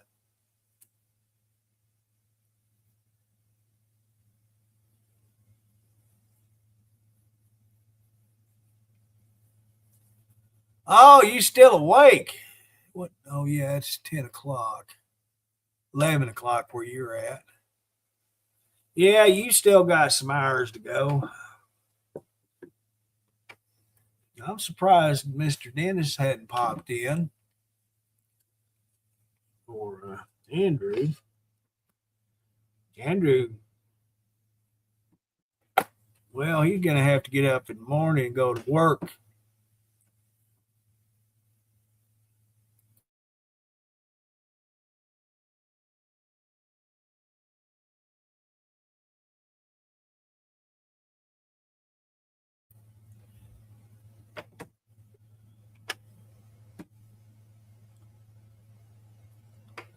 Yeah, that's a fact, Michelle. That's me. I don't, that's a waste of my time. I could be on Facebook watching these stupid videos here.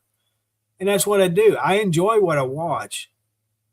I see court videos. There's certain judges I don't like. I don't watch them because Judge Simpson, I used to like him, but and then oh, what's her name?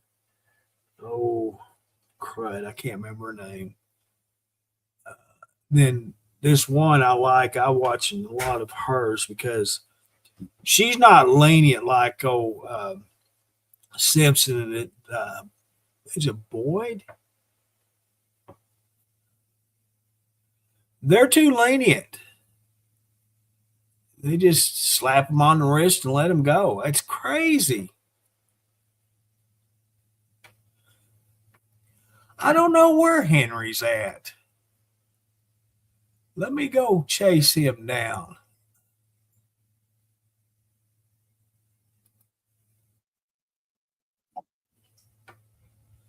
Let me see where he's at.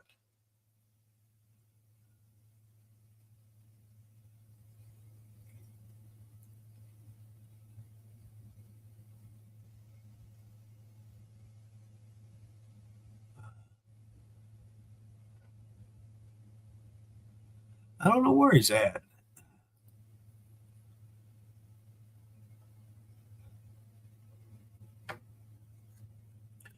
Now, I've watched some movies. I've watched more movies last year than I have in years. I'm talking many years. But in they're movies that I'd have never thought that I would enjoy, but I did. I watched one where a priest went to this some country. It was during World War II, and he went over this foreign country to start a church, and he had a missionary woman that went there with him, and he built the church up. The natives were being part of the church. The missionary was helping teach the children to speak. Nuns, not missionaries, they were nuns, were teaching the kids how to speak and write and read English in by the Bible. That's what they used, was the Bible. Well, the island that they were on, the Japanese were taking it over, and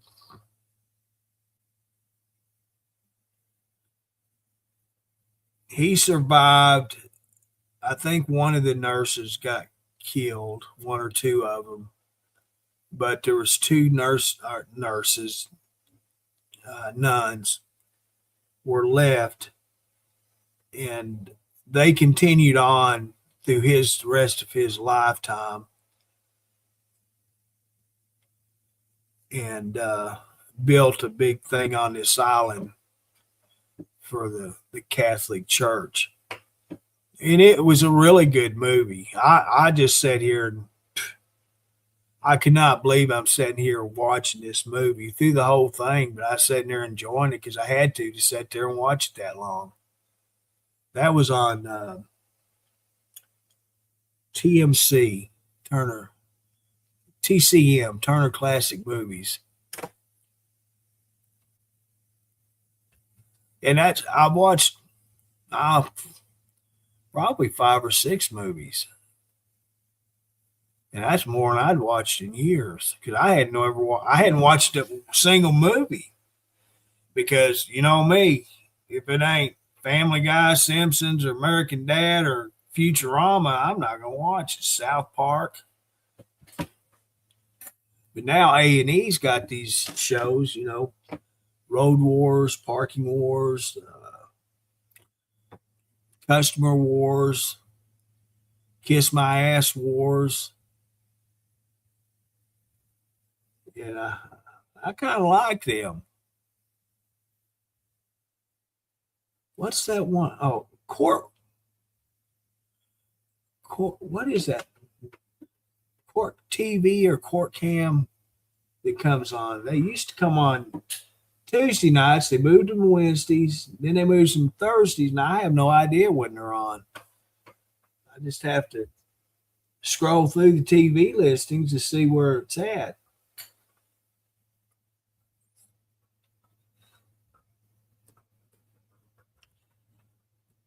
I'm fascinated how the court systems are around the United States.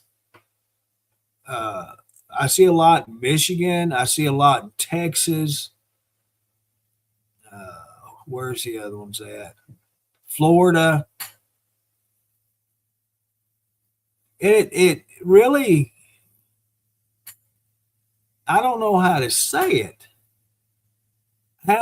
How pussified that the court systems have got, because you've got defenders that are not their first case, it's not their second case, and they're on bond, they're on probation, and they're still out there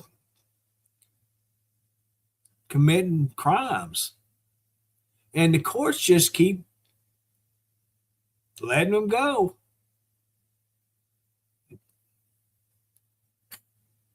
PR bond here, PR bond there, PR bond everywhere. Now I'm going, how are they doing that? If I was out in public walking, I stumble chewing a piece of gum, they're going to arrest me for public drunk.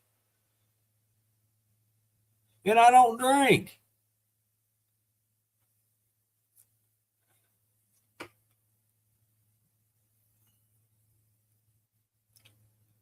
This is one thing that I really don't like. I do not like it one bit. People getting behind the wheel, driving under the influence, whether it's alcohol or drugs, it doesn't matter. You run from the cops, you cause an accident where someone loses their life or are disabled for the rest of life, that person that caused it should go to jail for the rest of their life. That's what I believe in, and that's the way I believe the whole United States should be. You were the one that decided to get under the influence. You were the one that decided to get behind the wheel of a steering wheel. And it's all it is a lethal weapon, no different than pulling out a handgun, a shotgun, or a knife and unliving somebody. That's what you got to use nowadays, unliving. It's no different.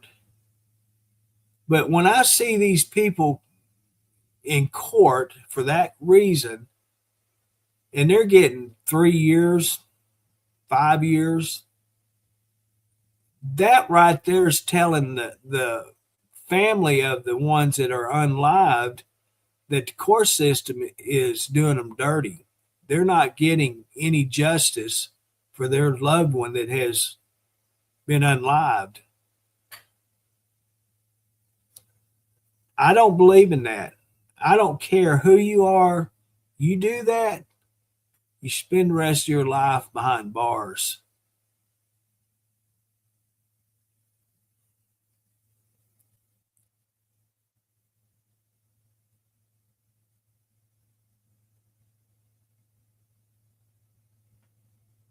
I seen that, Patty. I seen that on Facebook. That is unfreaking real. That just totally blew my mind seeing that truck go over on the side. I seen a video of it.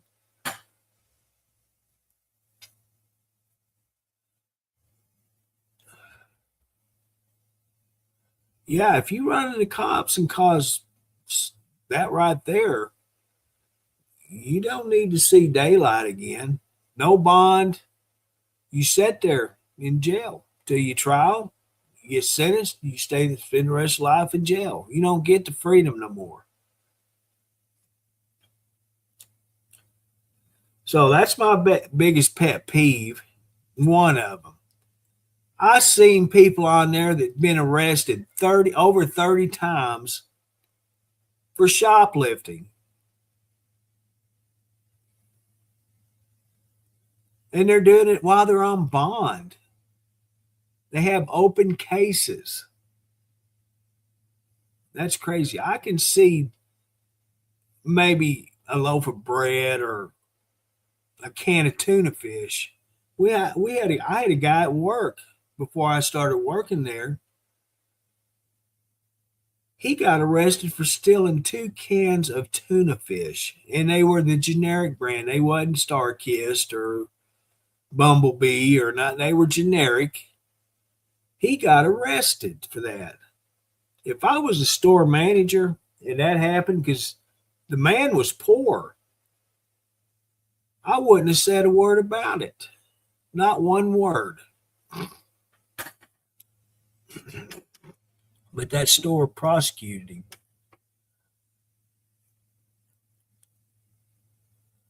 Well, when he's stressed, I hope he's stressed right now behind bars.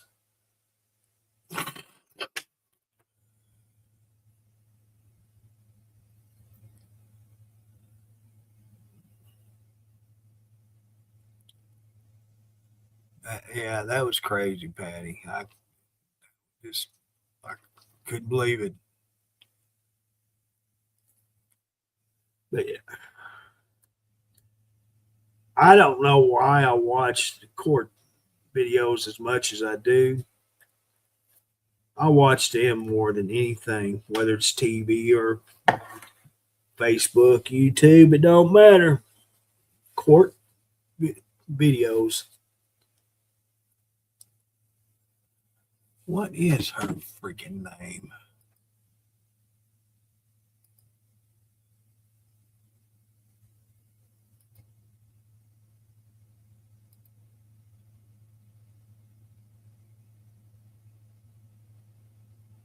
I don't know. I don't know what her name is. Judge Fletcher out of Texas. He's got a website, Judge Fletcher, FLEISCHER, and he has videos of all the judges that sat in that court that he's in. They're live broadcast on YouTube, then they're put on Facebook. And he puts all the videos on his page, post them, and that's where I watch him at.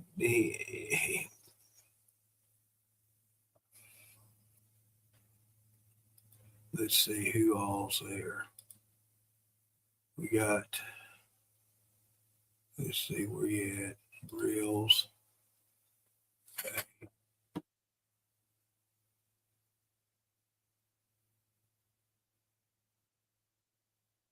Judge McAnally. I think he's up in Michigan. And this dude right here, what's his name? He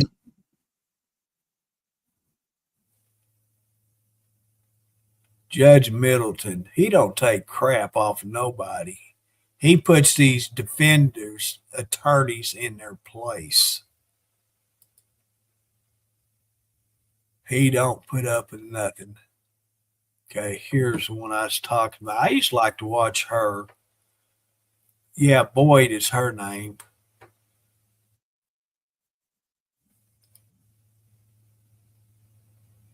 Yeah, I don't like her. This is the one I like here. What's come on? What's your name?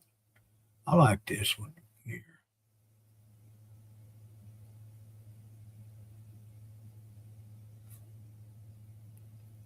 Yeah, Judge Simpson is this guy's name.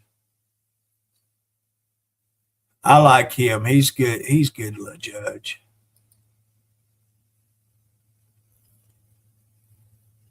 And this one here. Let's see what's your name. Oh, Judge West. So that's what I watch mostly. All these videos. Each one of the judges has their own page. You can watch their videos on all of them. But Judge Fletcher, he's a funny one. You don't know what he's going to be wearing from episode to episode.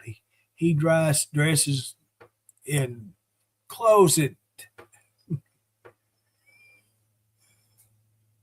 I think sometimes he looks like a freaking clown.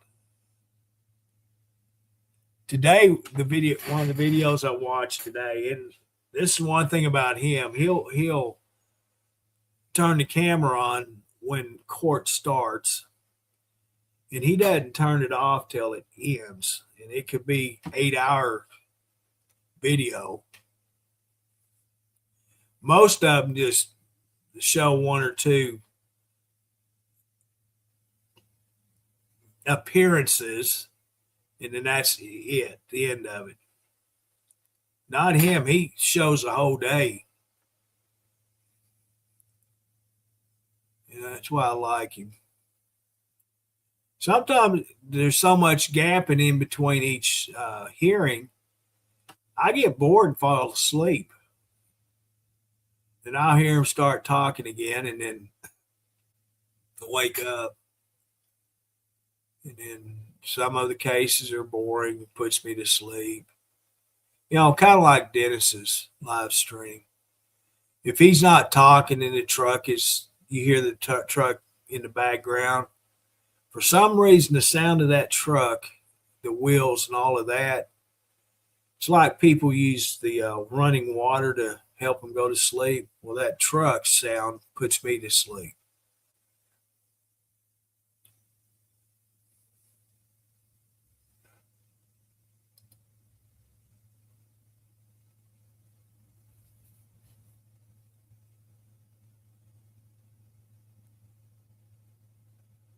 I can't remember what it was hauling, but I remember seeing what it was hauling.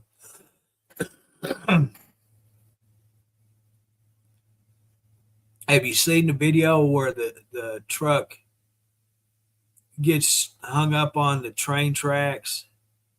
They couldn't get it started or something, and it was loaded. It was leaving the farm, and it got out on off the farm road onto the road, and it come up to a railroad crossing. Anyway, it stalled or something. He couldn't get it started back up to get it off the tracks. And I got hung up with the landing gear. I don't remember what it was, but it was loaded with watermelons. There was watermelons strolled for a long, long ways. And the guy and his son that was videotaping it, that's anybody wants some watermelons. That's some good looking watermelons. Come get you some. They was everywhere, and they weren't busted either. There's a lot of them busted, but there's a lot of them that wasn't. What was that truck hauling? Nah, that's gonna bother me till I remember it or look it up.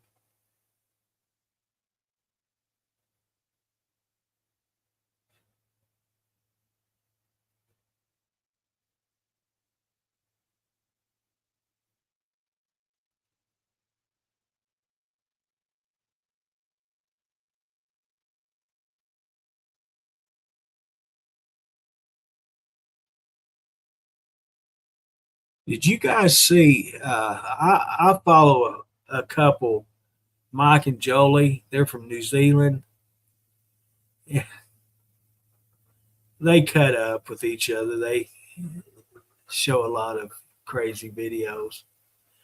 I've shared one to my page today, and I didn't know if anybody had seen it or not.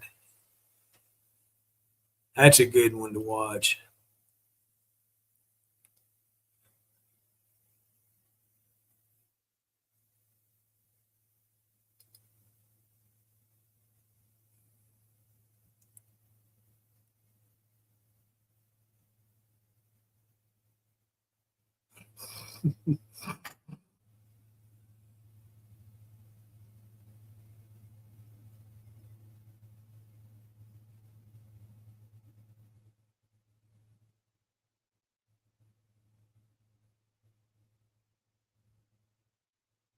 Nephew posted on Facebook. How can somebody find out where people are having garage sales?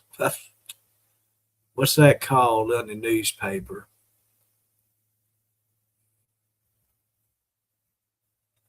Crap, my brain sucks.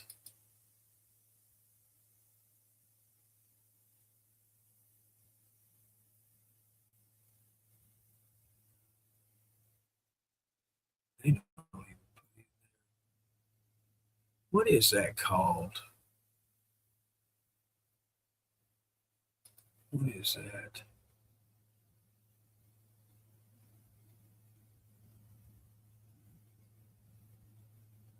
They, they used to have it listed on here. Maybe it'll be right here.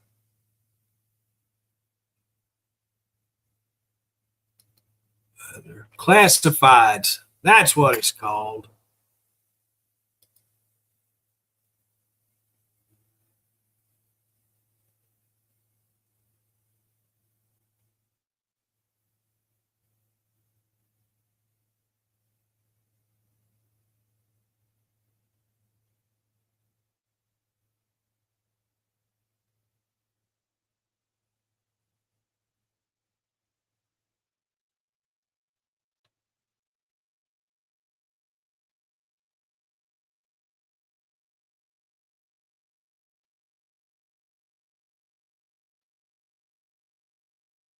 How many of you guys ever heard of a man's name, Kim? Kim.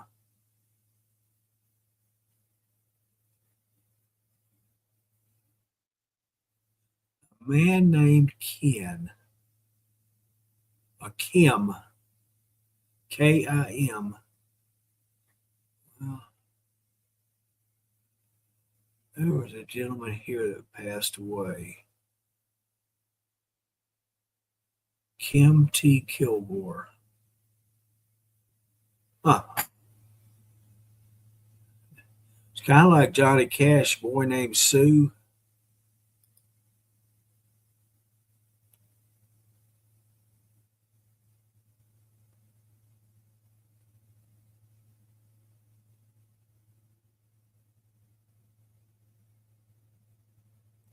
Hey, they got the live broadcast of the Sue Locks opening. That's awesome. I forgot that was coming up. That's Sault Ste. Marie. Yeah, they are broadcasting live right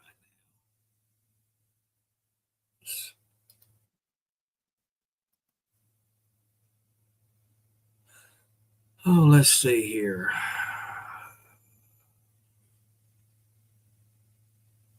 The U.S. Army Corps of Engineers is who's broadcasting it.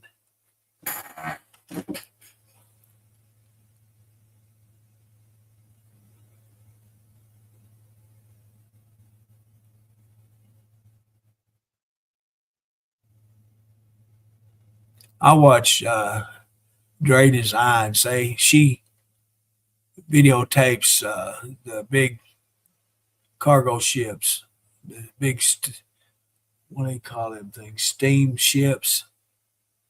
They have a lot of diesel, but they have a lot of steamships still from Canada and Michigan and up in that area that drive on the big waters there at the Great Lakes and all that there stuff. Go in through up through Canada and all that. You guys, a lot of you know that's there.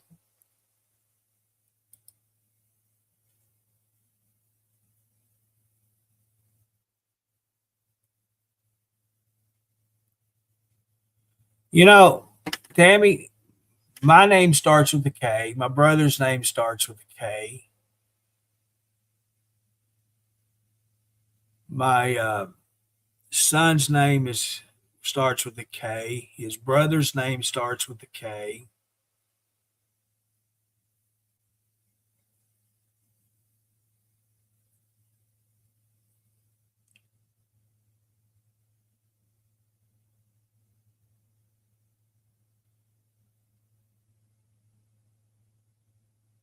No, he's not. He wasn't. He lived in Little Rock. I don't know where. It didn't say where he is from. The funeral's here in Hot Springs.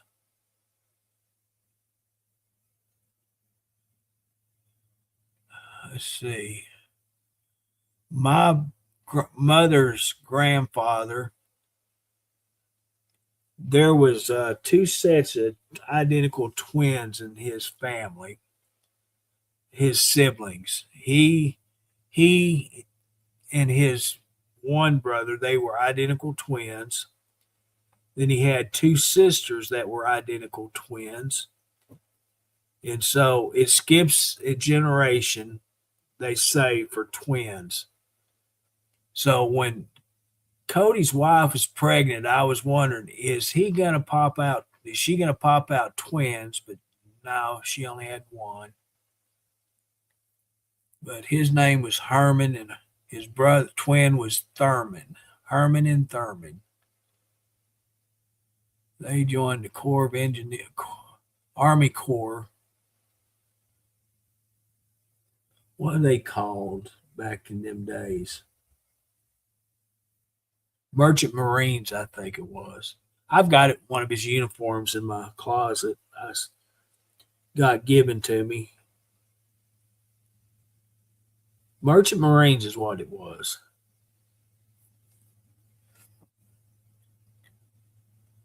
He was from Mississippi,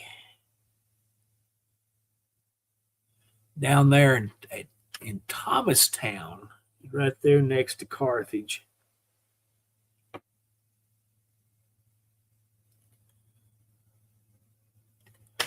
What was his name?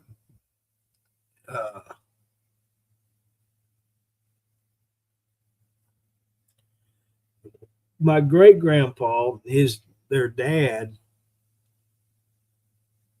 We didn't call him Grandpa. Everybody called him. I can't remember what they called him. Mr. Bruce was his name. I don't know what his whole name was. I just knew him by Mr. Bruce.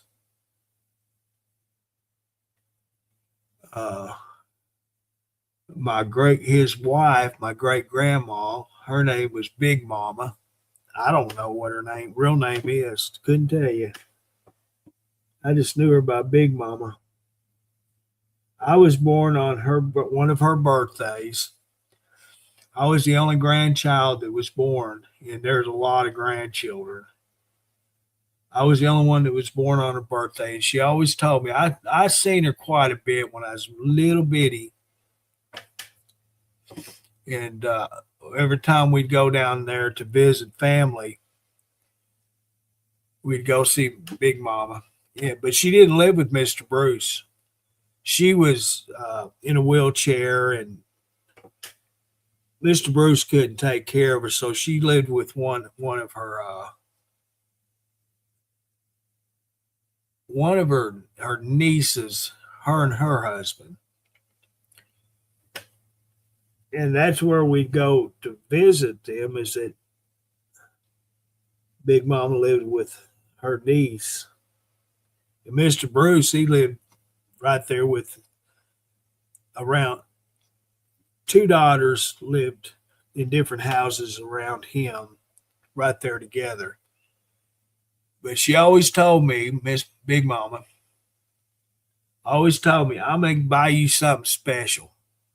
You're my only grandchild that was born on my birthday. And I never did get nothing from her. But I always thought, man, I'm going to get something really good from Big Mama. Never did.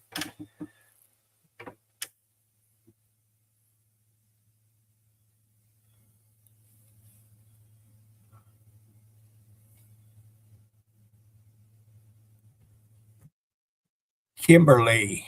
That's a cool name. I always liked Kimberly. Is she married?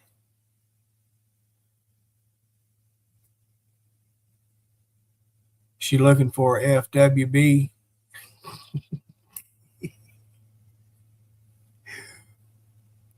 Yeah, I've always liked Kimberly. I think it's a pretty name.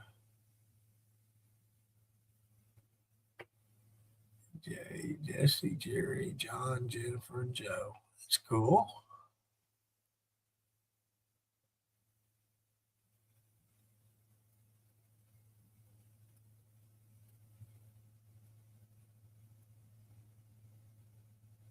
Are you talking about your chest size or what? Y'all were D's.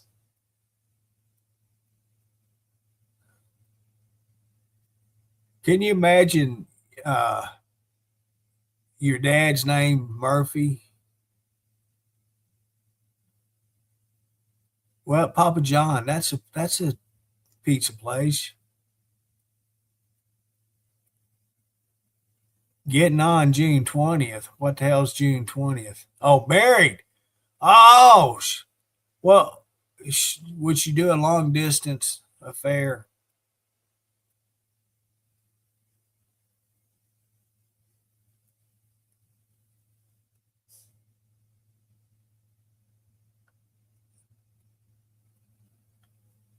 Papa John's Pizza. Yeah, that's a pizza joint.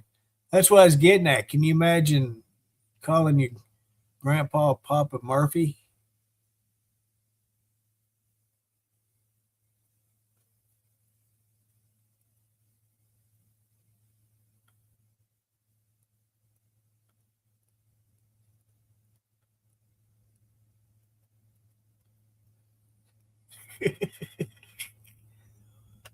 Not no, but hell no. Ah, come on, Diane.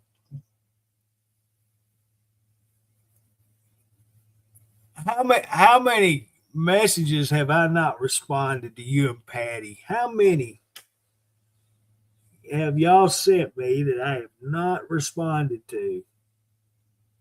I don't look at messages. I'm sorry, I just don't. Even Andrew and Dennis, I'm on.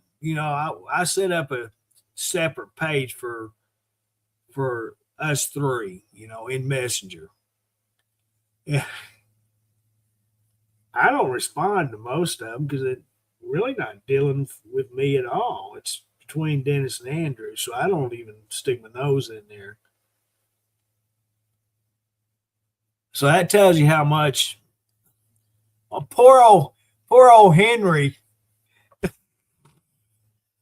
I cannot tell you how many messages and videos and all of that he sent me.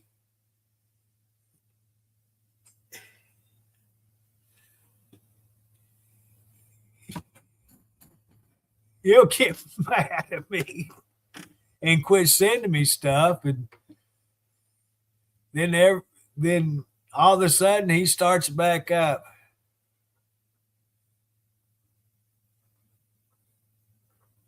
Well, you love me too, Diane. Come on now. I'd fit in with you crazy family.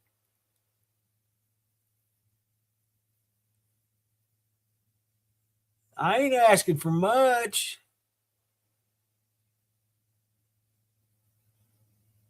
She could just drive down here once a week and change my litter box bag, cook me a meal.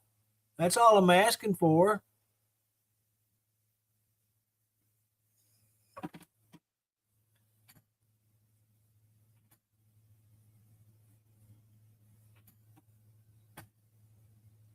And I'm not just a good man, I'm a damn good man.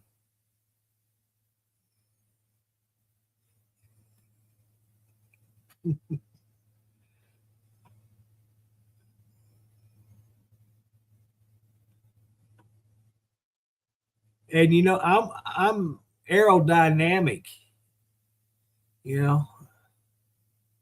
You know what they say about bald men, right? They're good in the sack, they're aerodynamic, and they got bald headed because of headboard rubbing, you know. I'm just saying that's what they say.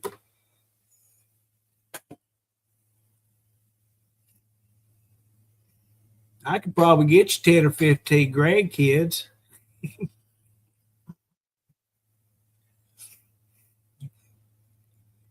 She might have to get a milking machine to get it.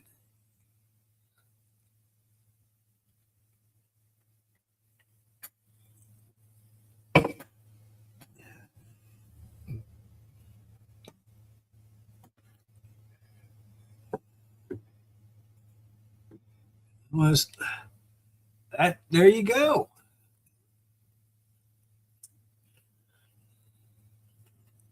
He knows what's good for the ladies.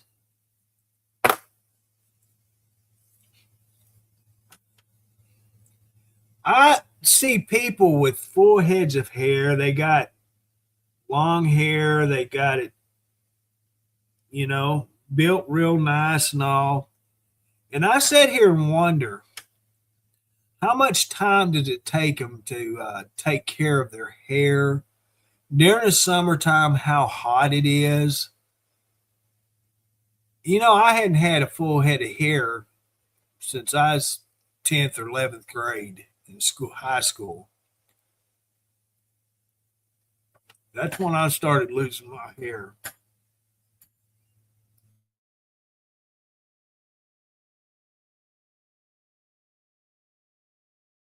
You got to have more than two. Come on, greedy. You just don't want to spend the money, is what it is. More grandkids, more money you got to spend on gifts. Well, it cost me about $500 a year for mine.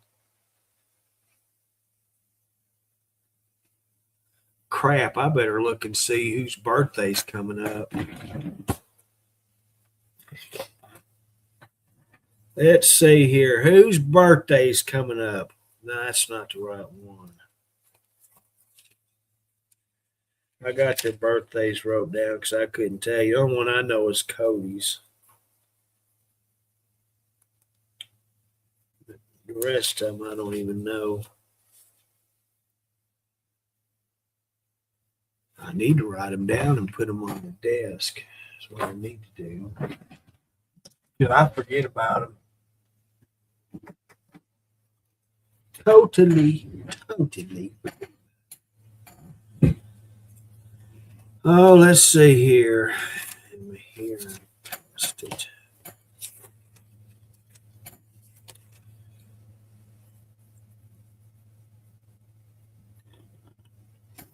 Got one coming up July 9th. Holy crap, she'll be 6 freaking years old. I cannot believe she's that old. It don't even seem like it's possible. Caitlin is September 20th. 6.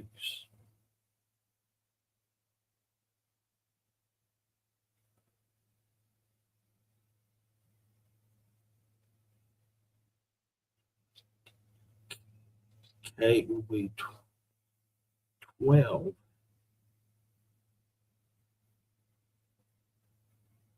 Holy crap. She's 12 years old. Oh, Cody got him an older lady. Cody's 37 and Eric will be 39.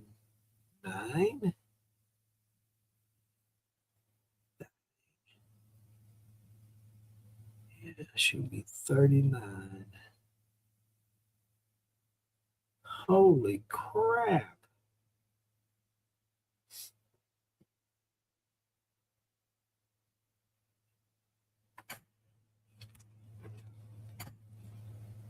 Yeah, I got to write them down. I have them on my front of my desk.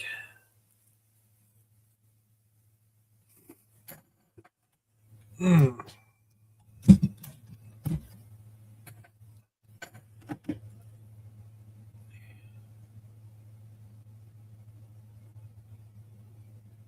Oh, really?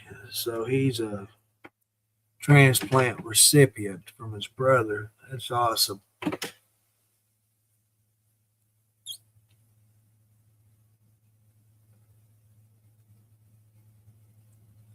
Jordan, what you looking at? You finally wake up? Looking out the window? I'm just curious what you see out there.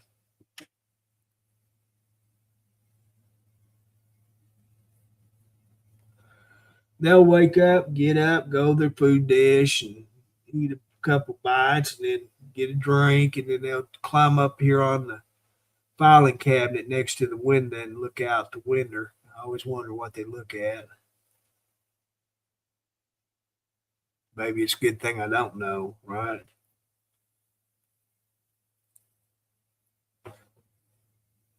Well, I'm glad that was happened, Diane.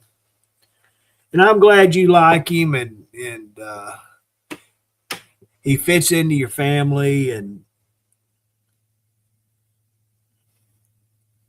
congratulations to you to becoming another mother-in-law and hopefully they'll stay together.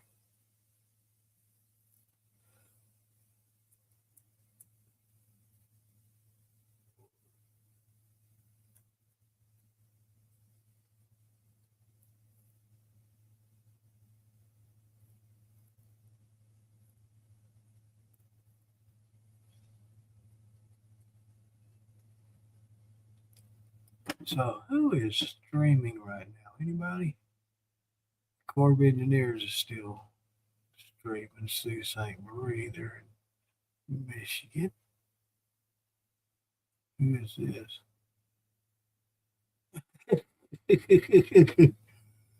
Let's see out of Garfield County. Let's see what she is in for.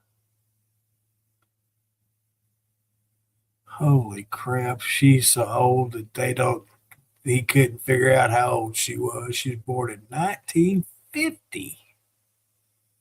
If she's born at 50, see, that would be 50. She'd be 76 years old.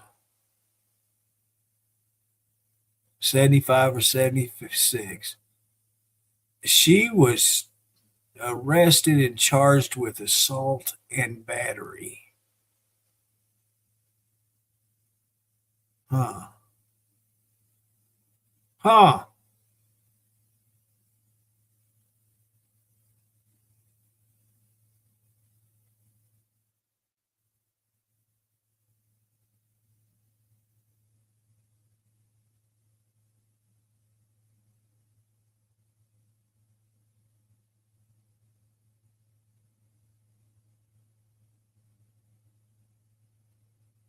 I come across people, on Facebook, people you may know, they post them and they put a lot of them on here, and I'm mutual friends with a lot of them. And I've never seen these people in my life, or the last time I seen them, they was 2 or 3 years old.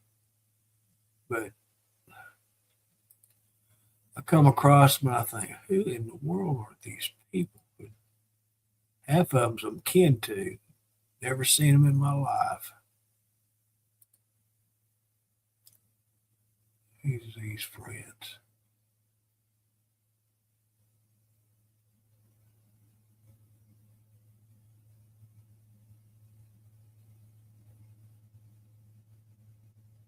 Oh, I might need to go to these family reunions.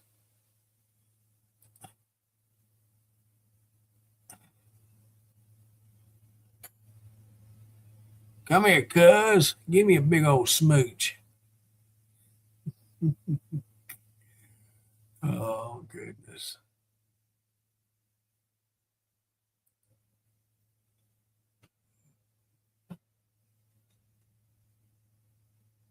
Holy crap. Freak. I don't know who this is, but man, she is hot and she is my cousin, Becca Bush. Becca, who is, I don't know. That's far. She got to be young, young, like in her 20s.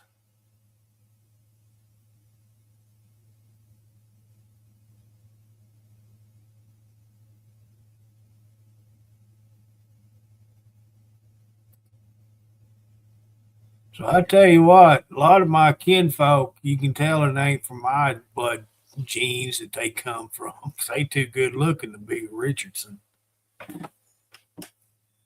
Yeah, they too good to be a Richardson. He's hot.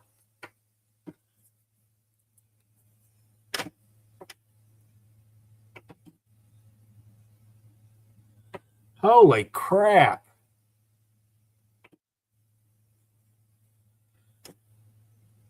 electrician in a union, sheesh, he can retire in 10 years, never work a day of his life again.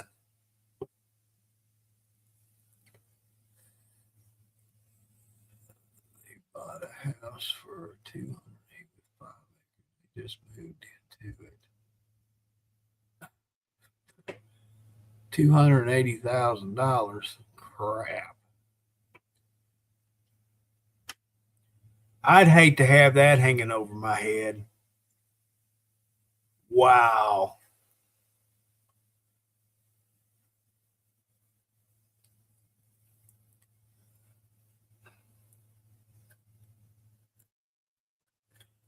That's the crazy thing.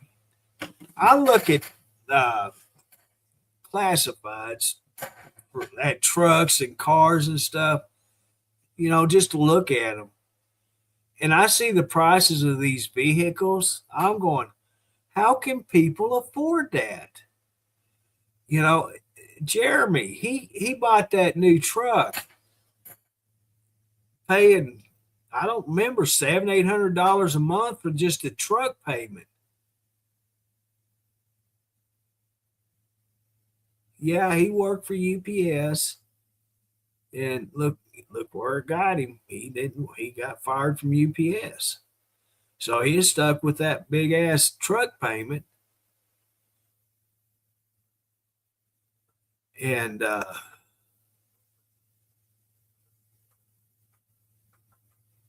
well, I ended up selling him that Blazer so he'd have something he didn't have to pay every month because he couldn't afford it.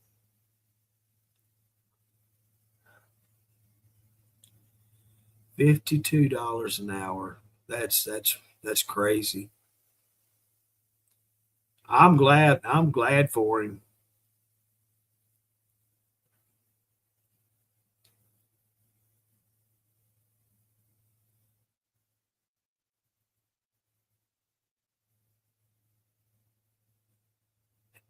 So Jeremy worked for Amazon's where he ended up working, and they put him on a box truck.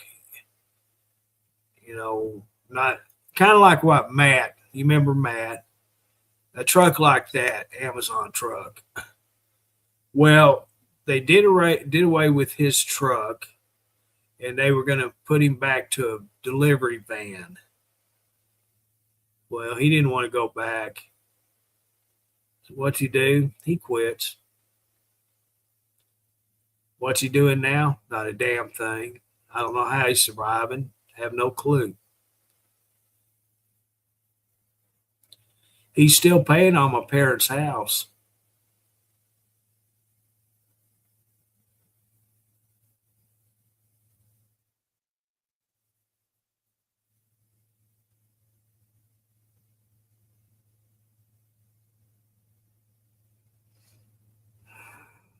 That's the thing about, in his case, he had a good job. He screwed up. He was making really good money. And like I said, and I told him up front, I said, you realize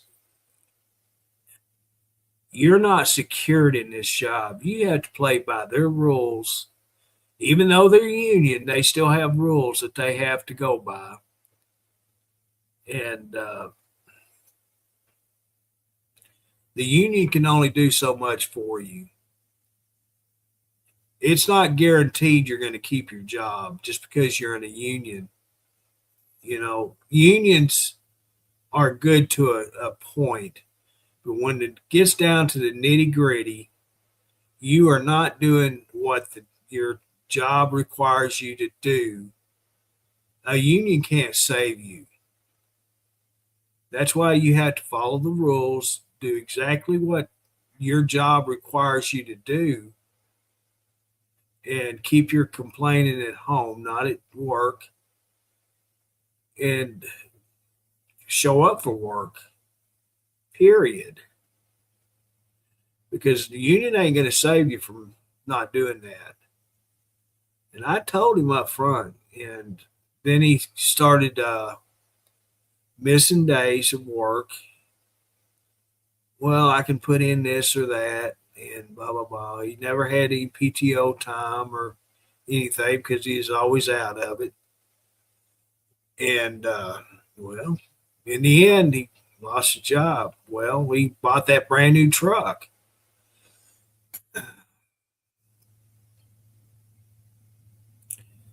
And it's like my job. Before I went to the plant, I was in maintenance, water and wastewater maintenance. And we formed a union, CWA, Communication Workers of America, in which that telephone, the hardwired telephone, like here was Southwestern Bell. I don't know what they are now. I can't remember. But that's who it was when we unionized. We tried to get the golf course also involved because they had a lot of employees in the golf part.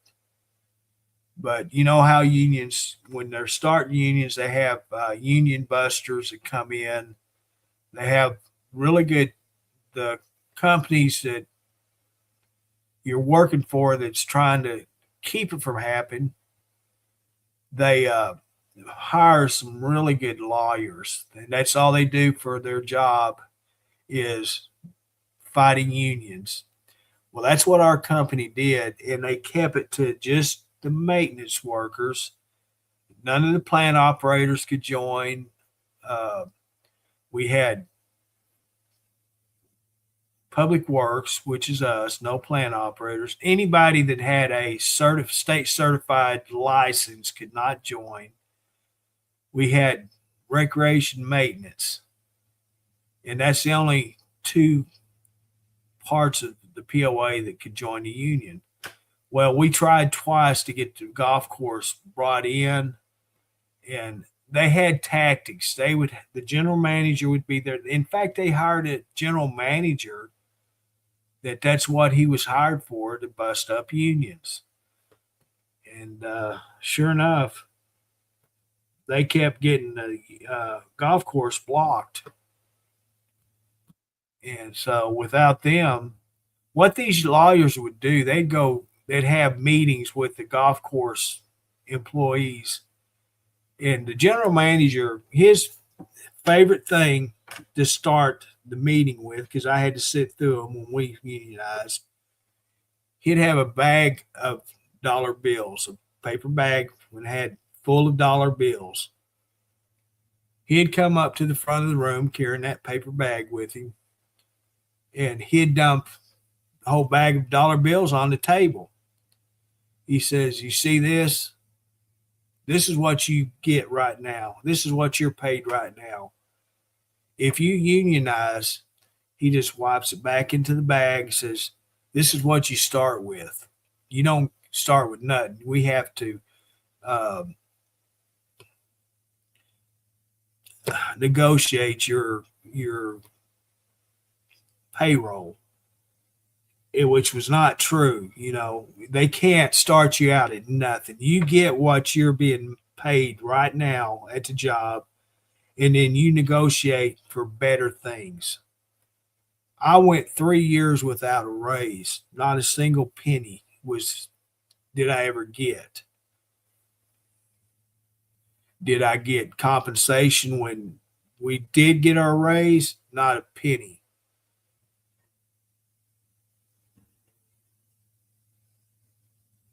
The heck?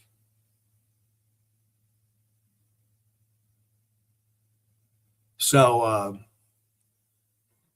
the golf course employees got scared. They were afraid they were going to get paid what they got. And that's the thing, golf course got paid really good. They weren't paid like Public Works. That was a high dollar jobs there. But they worked for it. Don't get me wrong. They worked for that money. And that's why they were paid good, because golf is the number one thing in Hot Springs Village. So they were afraid they were going to lose their money. And so that's why they wouldn't join the union. And you have to vote. The employees have to vote for it. Okay. If you introduce them into the union to start, the employees in that department actually have to vote on it to accept it. If they don't vote yes, well, you can't bring them in. And that's what they do. They kept voting no for it. And I couldn't believe it. I lost a lot of friends. I mean, people that I've known since high school. And they kept voting no. Well, I lost them because I thought, how stupid can you be to listen to these people? Because that's their jobs to keep you guys from coming in. All it's going to do is benefit you. The only thing that I got out of that job when I unionized was got a pair of coveralls. What else was it? And clothes, pants and shirts. That was the only thing I benefited from it. I didn't get any more money. I made the same thing I did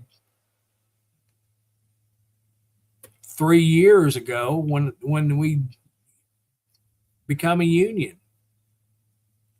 I went 3 years without a raise. I didn't gain nothing. And the guys that was trying to keep everybody from voting the union in, they're the ones that made the money. We had guys that gained $4 and $5 an hour just to try to keep people from joining. I just couldn't believe it. But yes, unions can be good, and unions sometimes cannot be good. There's things that unions can do legally. There's things that unions can't do legally. So it's not a guarantee of anything whatsoever. And that's what scares people. The thing is, you don't lose what you got when you start. The only thing that you can do is gain. From that day on, you get gain. It may not be today, it may not be tomorrow, it may not be this year. But eventually, you're going to see a difference in things that you get, whether it's money, like me, clothing. I didn't have to buy clothes for a lot of years. I'm talking a lot of years because it was bought. Blue jeans, T-shirts. I went a ton of places with just blue jeans and T-shirts. I didn't have to buy any kind of clothes. You can't believe how it's about every time I left this house, whether I'm working or not, I had a POA shirt on, whether it was short sleeve or long sleeve. I didn't care. And they told us, you don't need to be wearing these POA shirts out. If you're not at work, you don't need to be wearing them. Yeah, right. You can't tell me what I can or can't do when I'm not on the clock. You represent the POA. Not when I'm not working, I don't. If I have a POA shirt on when I leave this job for the weekend, I may not change it till the next Monday or Sunday in my case. I work Sunday through Thursday. You gave it to me. I didn't sign no paper saying I couldn't wear it. And that's another thing they got started on. They started sending out interoffice memos to each employee in the Public Works and Recreation Department saying, if you don't do this, and sign this paper, that's terms for termination. If your supervisor goes to your work vehicle and he sees one single snack cake wrapper or soda can in your vehicle over the weekend, you're going to be wrote up. And we had to sign paperwork. Well, once the union left, all that stuff stopped. So that's eventually what happened. We just terminated our union because we had no support from the CWA I wish AT&T is what it is now. But back then it was Southwestern Bell. And we had no support. We had two people from the whole CWA. We had three actually because we had their law. CWA's one of their lawyers would come to each meeting too.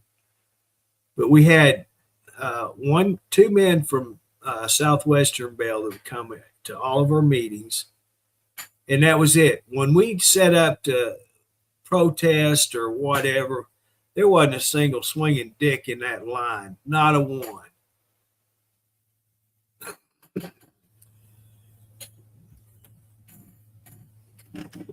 And we couldn't do it on POA property. We couldn't, so we had to sit right there at the end of the entrance to the gates that come in, you go into, which was actually state highway property. It wasn't POA, but it's state property. So we were able to stand there right there. When people would come in or leave the village, they seen us standing there with our signs. And we got a lot of support for what we were standing up for, but we also got a lot of negative people. Why you got these employees standing out there doing what they're doing? That doesn't look good for the POA. Doesn't look good for the Hot Springs Village. Well, you didn't do nothing about it, so it's your fault as much as the POA is. You are property owners. You pay your monthly dues. So you should get behind your employees. If you want quality work, stand behind your employees, not the pencil and pen pushers at the office. I know they have a budget to work for, but Hot Springs Village is a nonprofit. If you realize how many millions of dollars a year this POA gets and how much they don't spend, but yet they have no profit, a little thing called contingency funds. Yeah, I'm saying it out loud. I'm saying it in public. Check out contingency funds. It'll let you know what I'm talking about.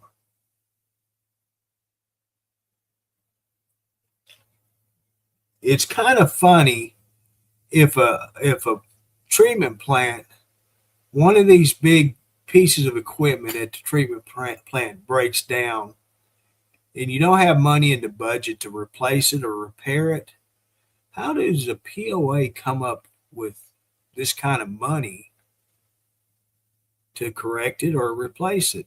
Well, there's ways.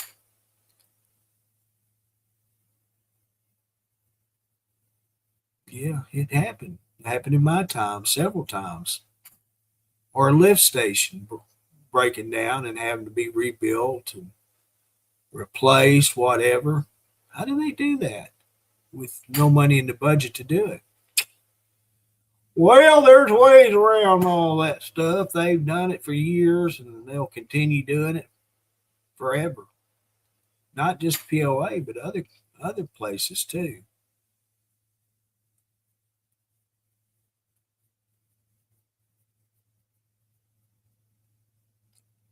Yeah, I'm so disgusted with POA. I don't care. I just don't care no more.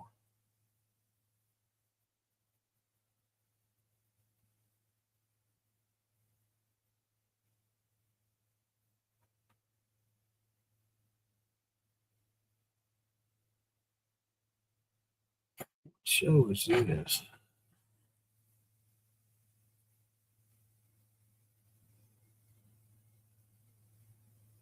That's not Customer Wars.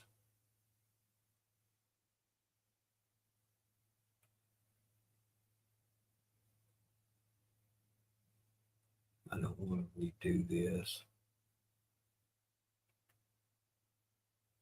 Road Wars still.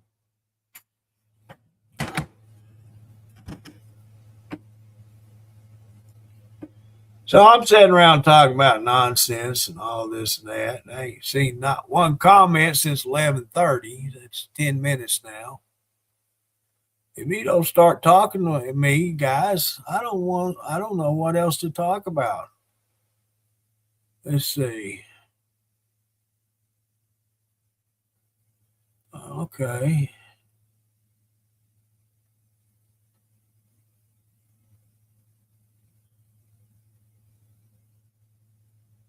I know it, Diane, in there. So he's got 10 years of work building a power plant. I had a buddy, I used to play music with him. He got onto a company and he traveled around building parts of power plants. I can't remember what it was that he did. And he stayed out of town for like 3 or 4 months at a time. And then they'd let him come back home. He done that for several years. He finally retired from it. But that man made a lot of freaking money, a bunch.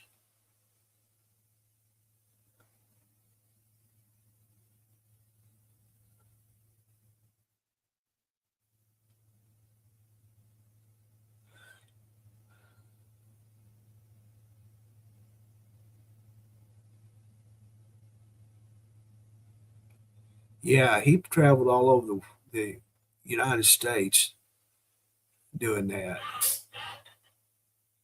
Good money. The downfall was, well, I don't know that. I think after he got married, divorced, then remarried another lady, and I don't know if they're still together or not. I hadn't talked to him in several years.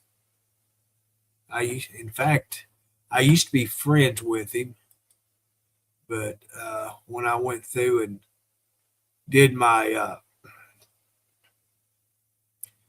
got pissed off and unfriended everybody, I forgot to add him to my friend list. So let's look. He may not even be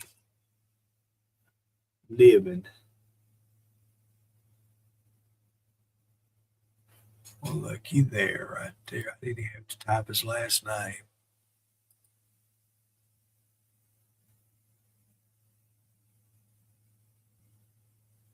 I damn sure don't look like him.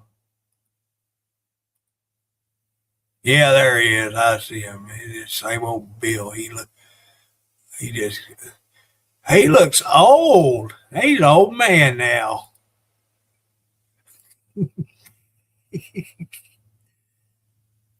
an old man.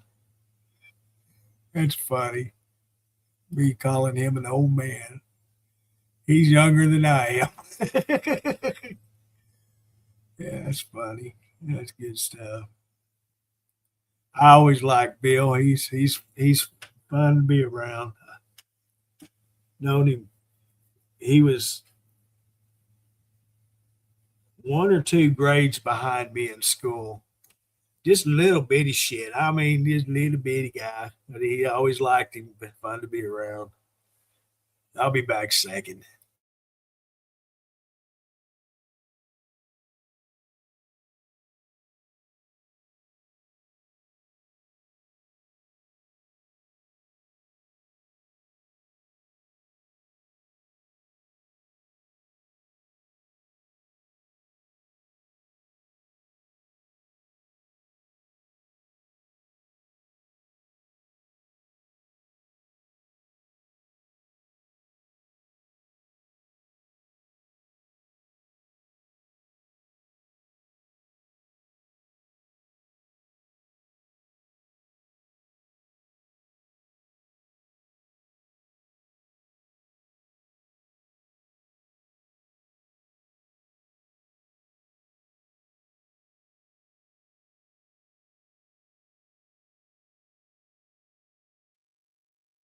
Oh, I feel better now. Don't smell any better, but I feel better. Every time I look in a mirror, I do. Who the hell is that?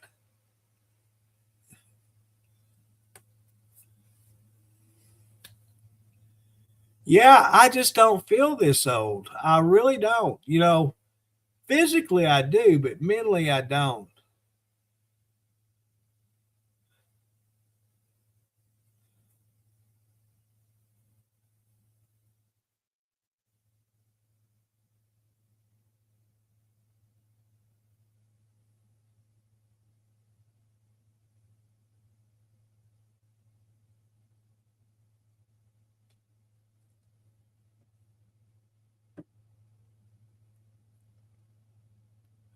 Yeah, I still feel,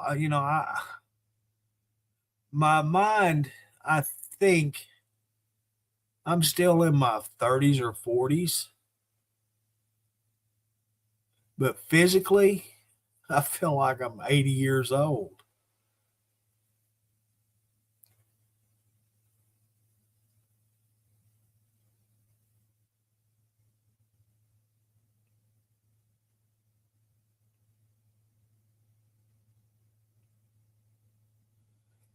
There was an older man, probably my age now, back then, but when I was working at the motorcycle shop, and this group of guys, I've talked about them a couple of times, but they were all they all bought Goldwing, the big Honda dressers, and I become friends with him, with all of them, pretty good friends. And I was just, what was I, 19, 19 or 20, I can't remember. But I could not understand how he could actually ride a motorcycle because he had broke his neck and he couldn't raise his head. It was down on his chest. He could turn it sideways, but he couldn't raise his head up. And he had a motorcycle license. He could ride the motorcycle. We called him Crookneck. I can't remember his real name. And every time I watched the video of me coming in and out of my down my steps and up my steps and on the back door, I watched the video. I got the cameras out there, and I can't believe, because I don't realize my posture. I don't have a straight back anymore. And I look at that, and every time I watch a video, I think of Crookneck because I'm looking more like him when I walk, and I look down because I'm watching the steps as I'm stepping down. So that's how Crookneck was. My back is arched, my head is down, and every time I watch a video, I think of Crookneck because I'm doing the same thing coming up the steps, and I think it's what, 3 steps. But yeah, and he was probably in his 70s at the time, and I'm sure all them men are unlive now. They've done passed on. Uh, Walter Hogue, he was the one that I kissed his ass every time he come in because he was a big money man. He played guitar in Vegas. He'd work 3 or 4 months in Vegas and come back to Hot Springs, and that was his job. He was a professional musician, and I knew he had money. I delivered different things to his house personally that I didn't get paid for. He wouldn't pay me a dime for it. The company didn't pay me for it. I just did it out of me doing it, hoping one day. What was the other dude's name? There was 2 of them that were airplane pilots. They had they private plane pilots, all of them guys were wealthy. They wasn't. They didn't have to work for a living. They had a lot of money. What Markham, Markham, Markham was the one I was thinking of. I did him the same way. I really like Mark. He was a good man. And but yeah, all them guys, I liked him. But old Hogue, Walter Hogue, he was kind of a smart ass. He would mix vodka with Gatorade and keep it in his trunk. So if a cop would ever stop him, they'd think it's just Gatorade. But 75% of it was vodka. And he said he mixed it with the Gatorade because it covered up the smell of it. I said, the hell it does. I can still smell that alcohol. You ain't covering that up. And he believed that that covered up the alcohol smell. And yeah, I did things for them guys just to help them out with their motorcycles that I shouldn't have done. But oh, Mark, I kept thinking, man, I'm going to treat him good because one day he's going to pay me back for all the good I did for him. But nah, them old boys are done long gone, and I ain't seen or heard a word of anything for a thank you from them. But yeah, I did that. I did that for a lot of people, not just working in motorcycle. All the jobs I've done, I've helped people out. Most of the time it didn't cost me nothing. It was just my time and helping them out. My aunt, she was one of the worst ones because I did a lot of work for her and her husband because they lived just across the street from us. And they had a lot of plumbing issues. And so he couldn't do it. And I told them anytime they need my help, just call me and I'll come when when I'm off of work or, when I'm at home and not busy, just call me and I'll take care of it for you. And every time I do work for him, at first she was hiding money. She'd put money in my back seat or in my floorboard just to hide it when I do work because I would not take money from her.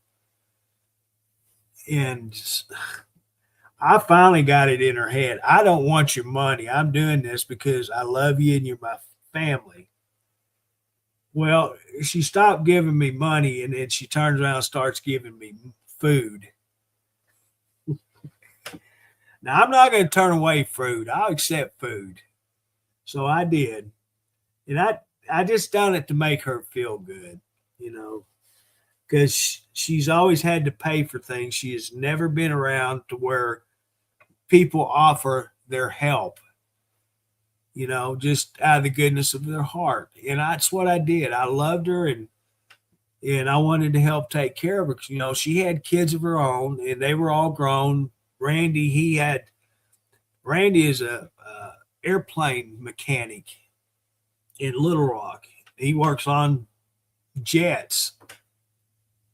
And Sandy was a nurse, and so they both had really good jobs. And if they needed help, Sandy was married to a guy that he'd take care of his own and her problems, but not her mother-in-law. I was always the one that took care of it.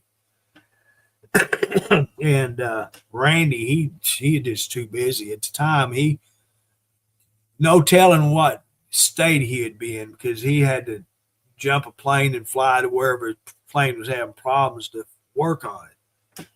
So he couldn't help. And so anyway, that's what I did. And not just for her. There's been so many people through my adulthood that would reach out to me and I'd take care of it. I didn't expect not 1 cent for anything I did for them. If But if it was something that was going to cost a lot of money, had to buy, they would have to buy it. I wouldn't do it because I didn't have no money to buy. I couldn't even afford to buy, a dollar pack hamburger or candy bar. I didn't have that kind of money. So they would have to buy it and then I would take care of it. And I felt bad about this one issue because they spent quite a bit of money.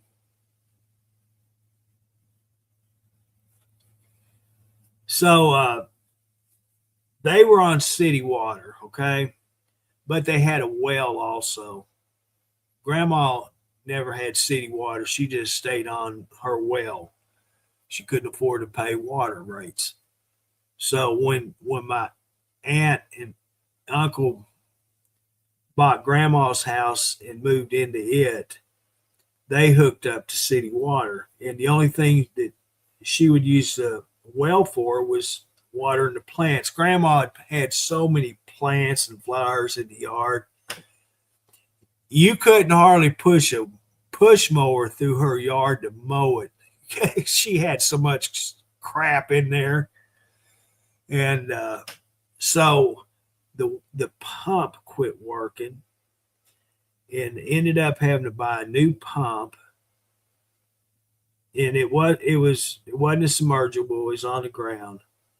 Well, I pulled the pipe out of the well and put a new foot valve on it. But I didn't have the pipe tied up to a rope to keep it from falling in. We were out standing outside.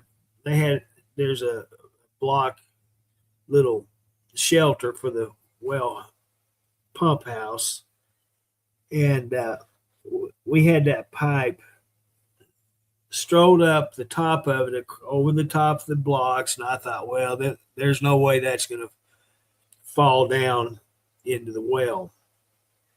We were standing there doing something. Next thing I know, I hear this, then flump. I turned around and looked at Paul. Paul looked at me. I looked over at the pump building. That freaking pipe fell down into the well, and it wasn't attached to nothing. So, and the pipe, it was an inch and a half pipe, so it was quite a bit. I tried everything to try to get the pipe out of the well, but I could not get it out.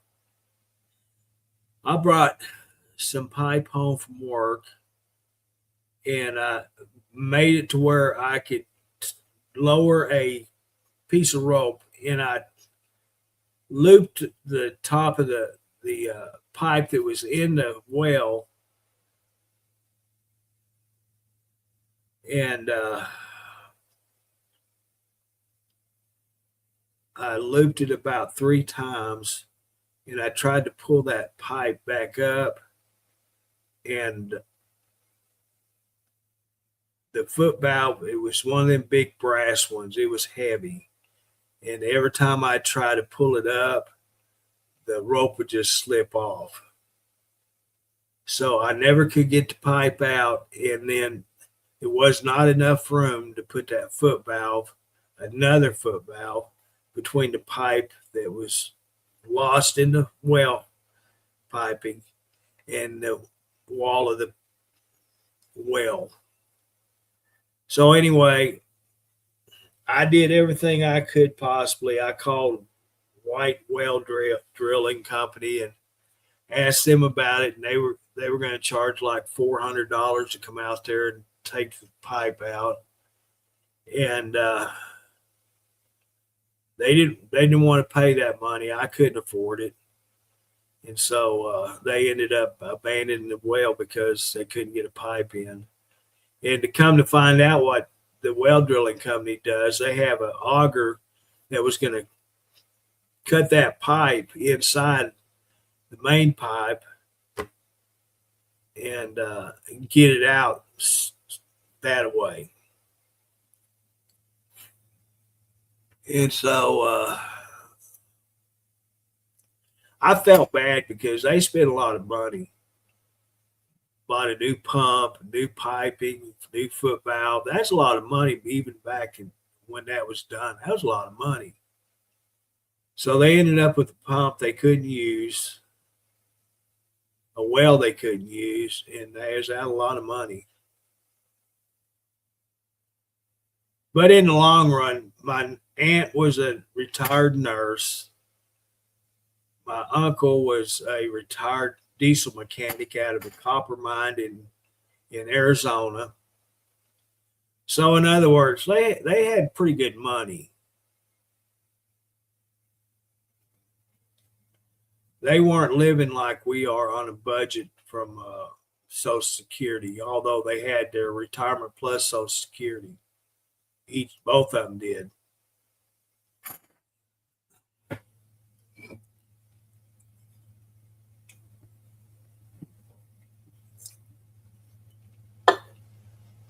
Yeah, he was a union diesel mechanic for a copper mine. So he made a lot of money.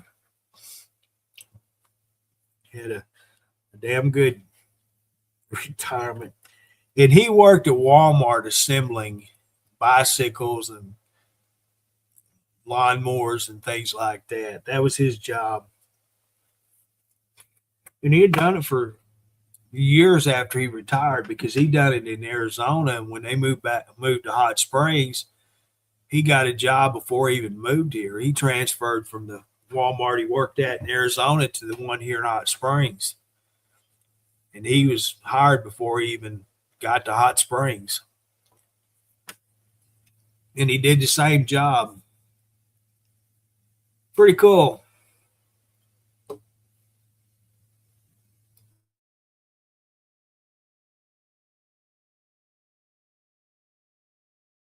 I don't know.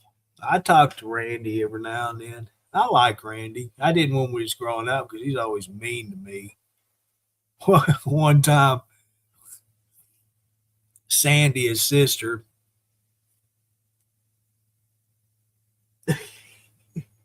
I can't remember how old I was, 8 or 9, 10, something like that. They'd come to Arkansas once every year or once every 2 years just to visit family.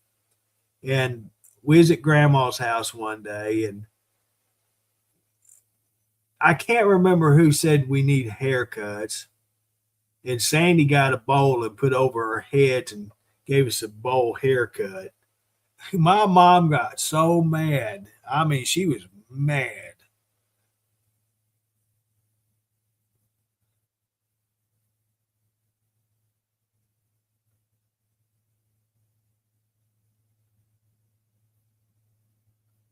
And back when I was probably 3,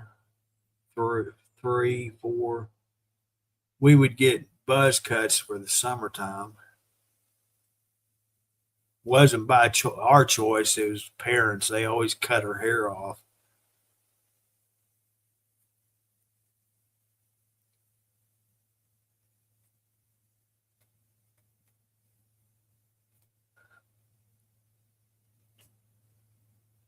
I used to have a picture hanging up on the wall that showed them in a buzz cut. I guess it got taken down.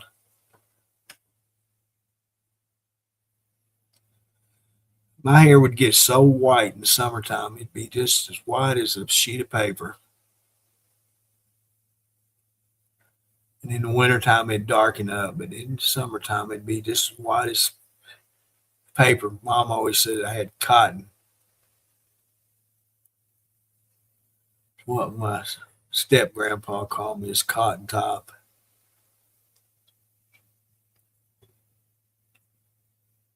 He called brother cabbage and me cotton top.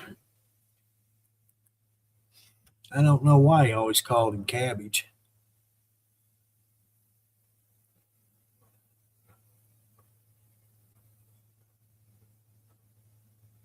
Well, Diane, dadgummit, why you running off? Ain't nothing on YouTube. Ain't nothing exciting like it is here. This is the most excitement you get is watching me and talking to me.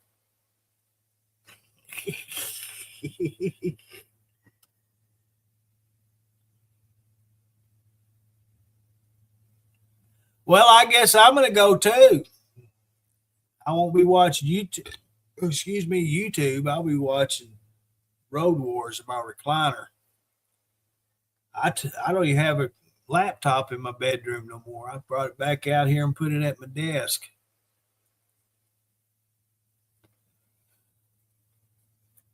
It needs to go back in the bedroom. That's why I hooked it up so I could watch my cameras outside.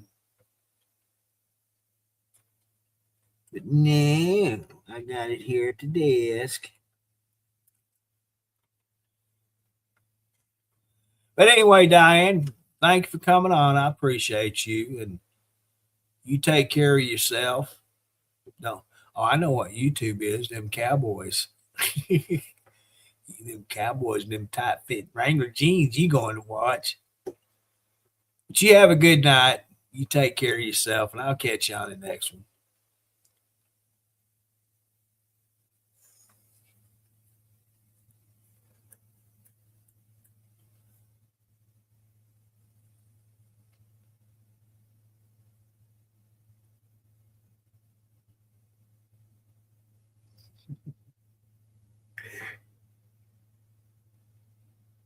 I bounce off these walls still.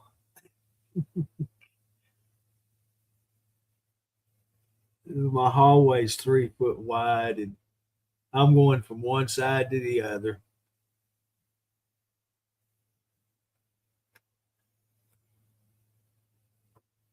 If I didn't have them, I'd be falling in the floor. And I don't know why I don't do it when I'm walking from the desk to the kitchen. I'm walking good from there. When I get in that hallway, I don't have a clue. I just bounce from one wall to the other. Crazy stuff. Anyway, I'm gonna go ahead and call it a night. Let me turn this dear camera. Didn't realize it's off all this time. I try not to do it too much, but I don't know why I do. Well, I know why, because I got them stupid cigarettes in my hand. But anyway, I want to thank everyone that's come in tonight. I appreciate you. And without you guys, it wouldn't be possible for what I do. I appreciate it. I wish I could show more gratitude, but I can't. Just by you being here means a lot, and that's all that matters. So, you guys have a good one. I'll talk to you later, and be careful and safe out there. I'll catch you on the next one. Thank you very much.